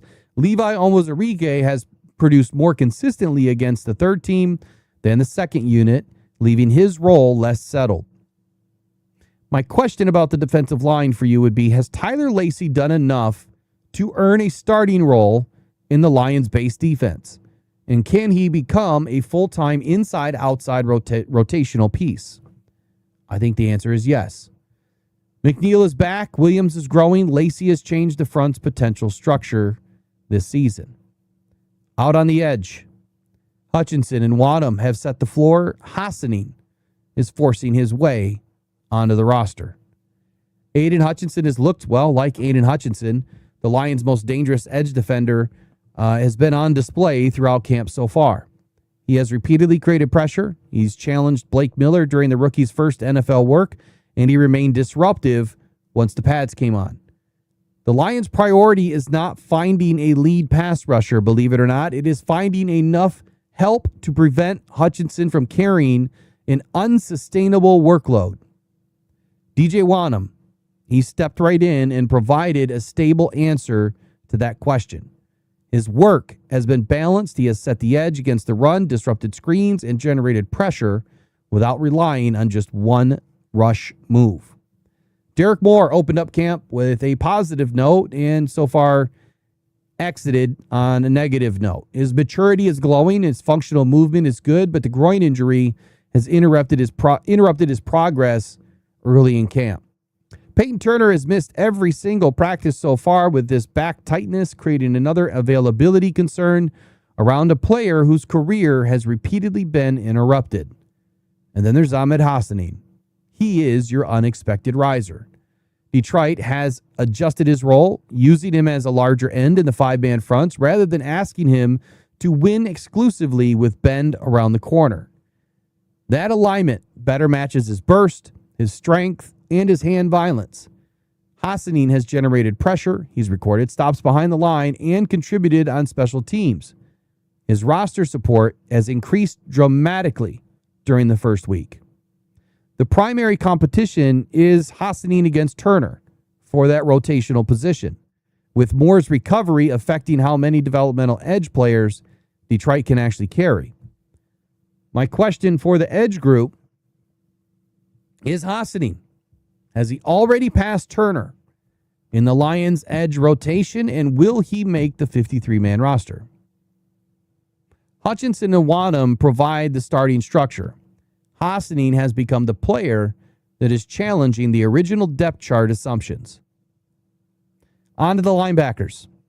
Derek Barnes, Rodriguez, they have been producing as Devin White finally enters the competition. He was picked up after the Lions rookie, Jimmy Rolder, suffered a hamstring injury.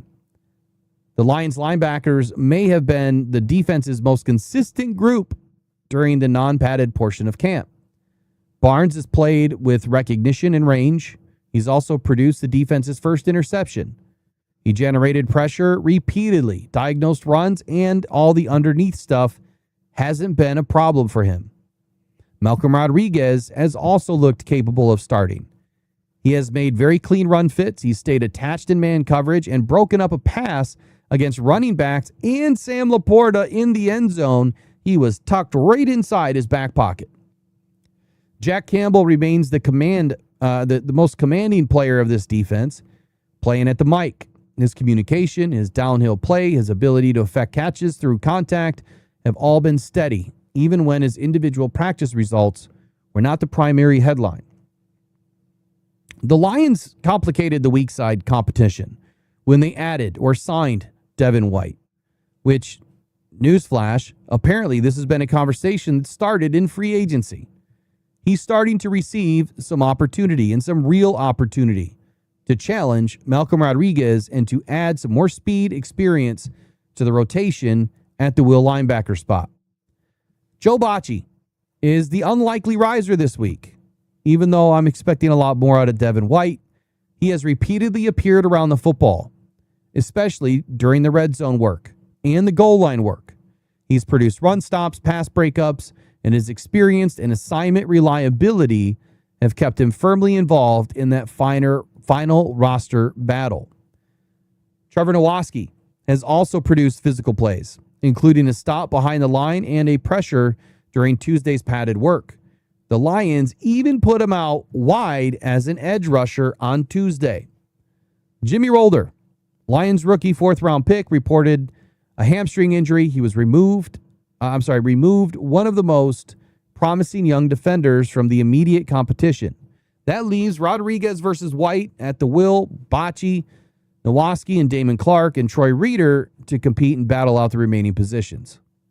The question is, should Rodriguez remain the starting will, or does Devin White's experience create that legitimate change to the lineup? I'm betting on White. The starting competition is real, though, right? We have starting competition. Bacci has made depth decisions even that more difficult. The safeties, we have a lot of veteran depth here, and they're holding the defense together with duct tape. Without Joseph and without Branch, they're playing extremely well.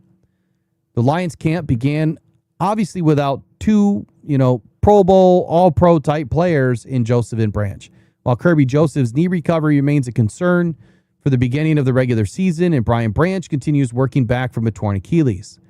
Although the team has not ruled out a late camp return, and his work the other day on the field suggests just that.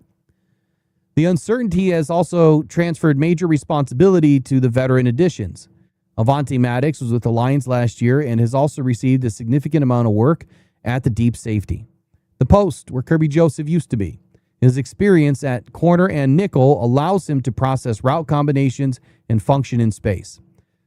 Detroit would prefer him as a flexible replacement rather than a permanent substitution for Kirby Joseph. Chuck Clark has handled first-team work and provided communication, box experience, and special teams value. I think he's one of the most steady guys out there right now. Christian Izien finally returned from his illness, and he changed the secondary immediately. The Lions moved him into a starting nickel role while continuing to use him at safety with the second group, and that pushed Roger McCreary farther down the immediate rotation, allowing the defense to use Izien as that movable piece. And then there's Thomas Harper. He might be the unexpected riser of the week. He has consistently shown up this week. He's closed from depth. He's broken up passes and nearly generated multiple takeaways. His work has been strong enough to raise the question of whether he deserves first-team opportunities in week 2. The battle hasn't even started, really. It's not even close to being over. And if Joseph and Branch can get back into that conversation, that changes everything once again. Which veterans remain necessary after 2 starters return becomes my question. And how many safeties can Detroit realistically retain until that happens? My question for you would be, has Thomas Harper earned a permanent defensive role, or is Detroit's veteran safety room too crowded? The injuries created opportunity for Harper's performance and has made the eventual roster decision more complicated. Cornerback room. We're going to get into that next, and we are almost done. Yassine, he's taken the early lead while Whiteside forces his way into the room. DJ Reed has looked healthier this season, faster this season, more explosive this season after fighting through a hamstring injury last season. He has lost individual reps to elite receivers, as every corner will, but he has also consistently recovered with meaningful plays. Reed has supported the run, he's attacked the catch point, and produced a goal line interception after a contested ball came loose. The primary starting competition is opposite of Reed. It is cornerback 2, where Rock Ya-Sin has probably delivered the more steady week than the rest of the group. His physical approach has disrupted releases, narrowing the throwing windows, and created difficult catches for Isaac Tesla and the other receivers.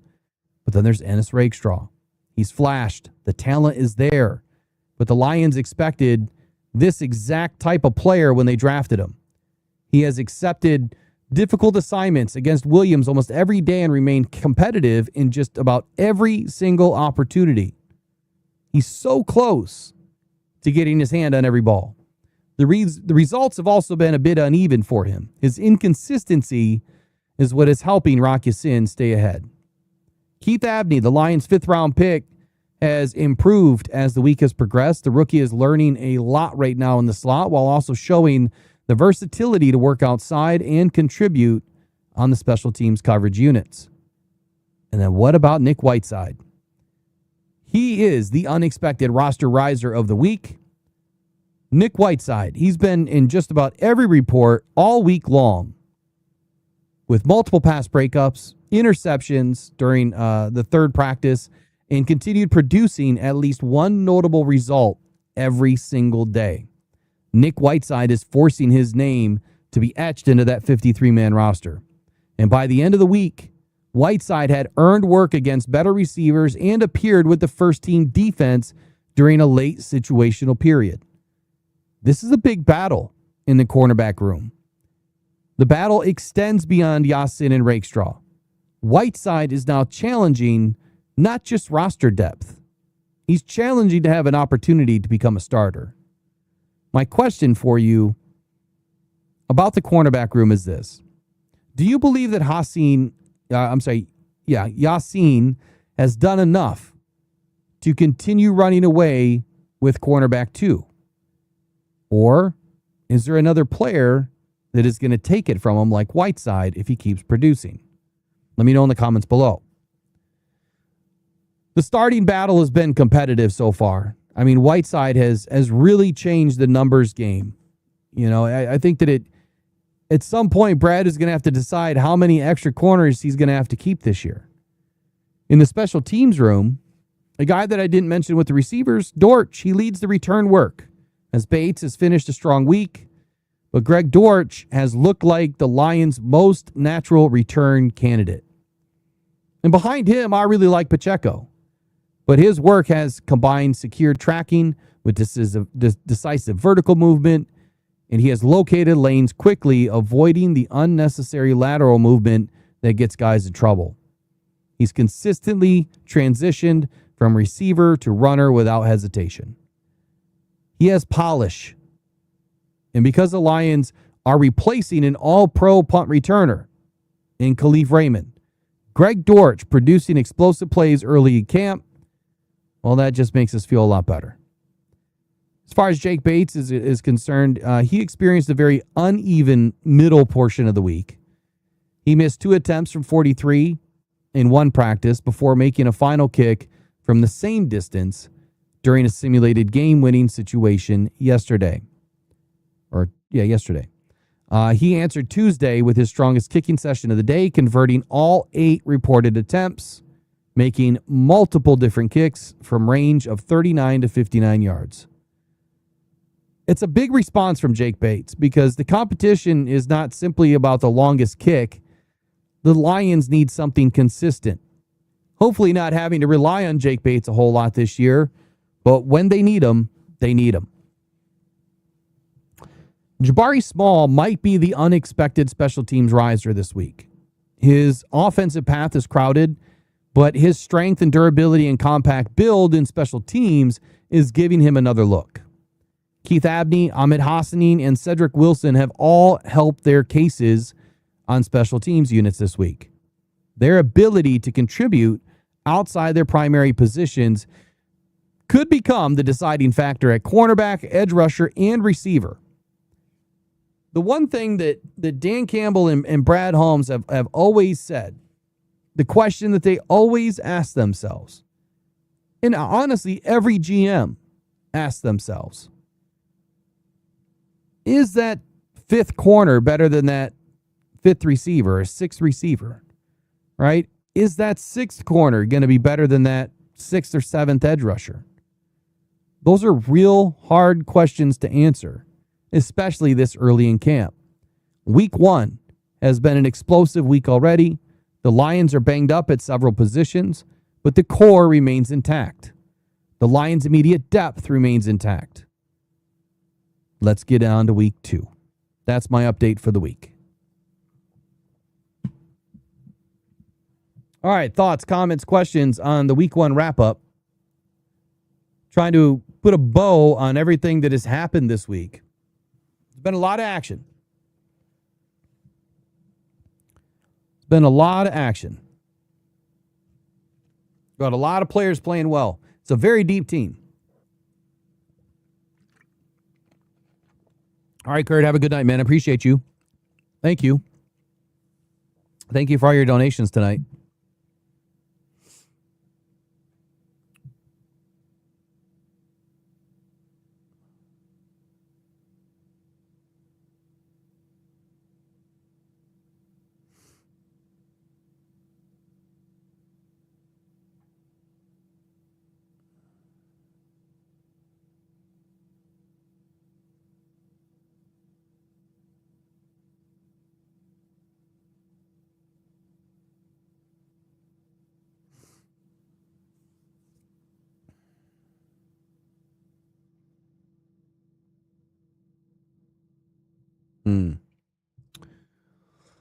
All right. That's your updates. I'm out of here. It's now 7 o'clock. Been on for, I think, 2.5 hours. So, yeah, exactly 2.5 hours. Had to make up for this morning. Had to rest my voice a little bit, too. Tomorrow, they're back. They're back on the field. I think they did walkthroughs or something today. I think a large portion of the practice was closed off. And again, you know, with XM Radio not being able to be there during open portion of camp, I still think that means something. Like, they don't want anybody seeing anything. And so why start now? Right? Why start now?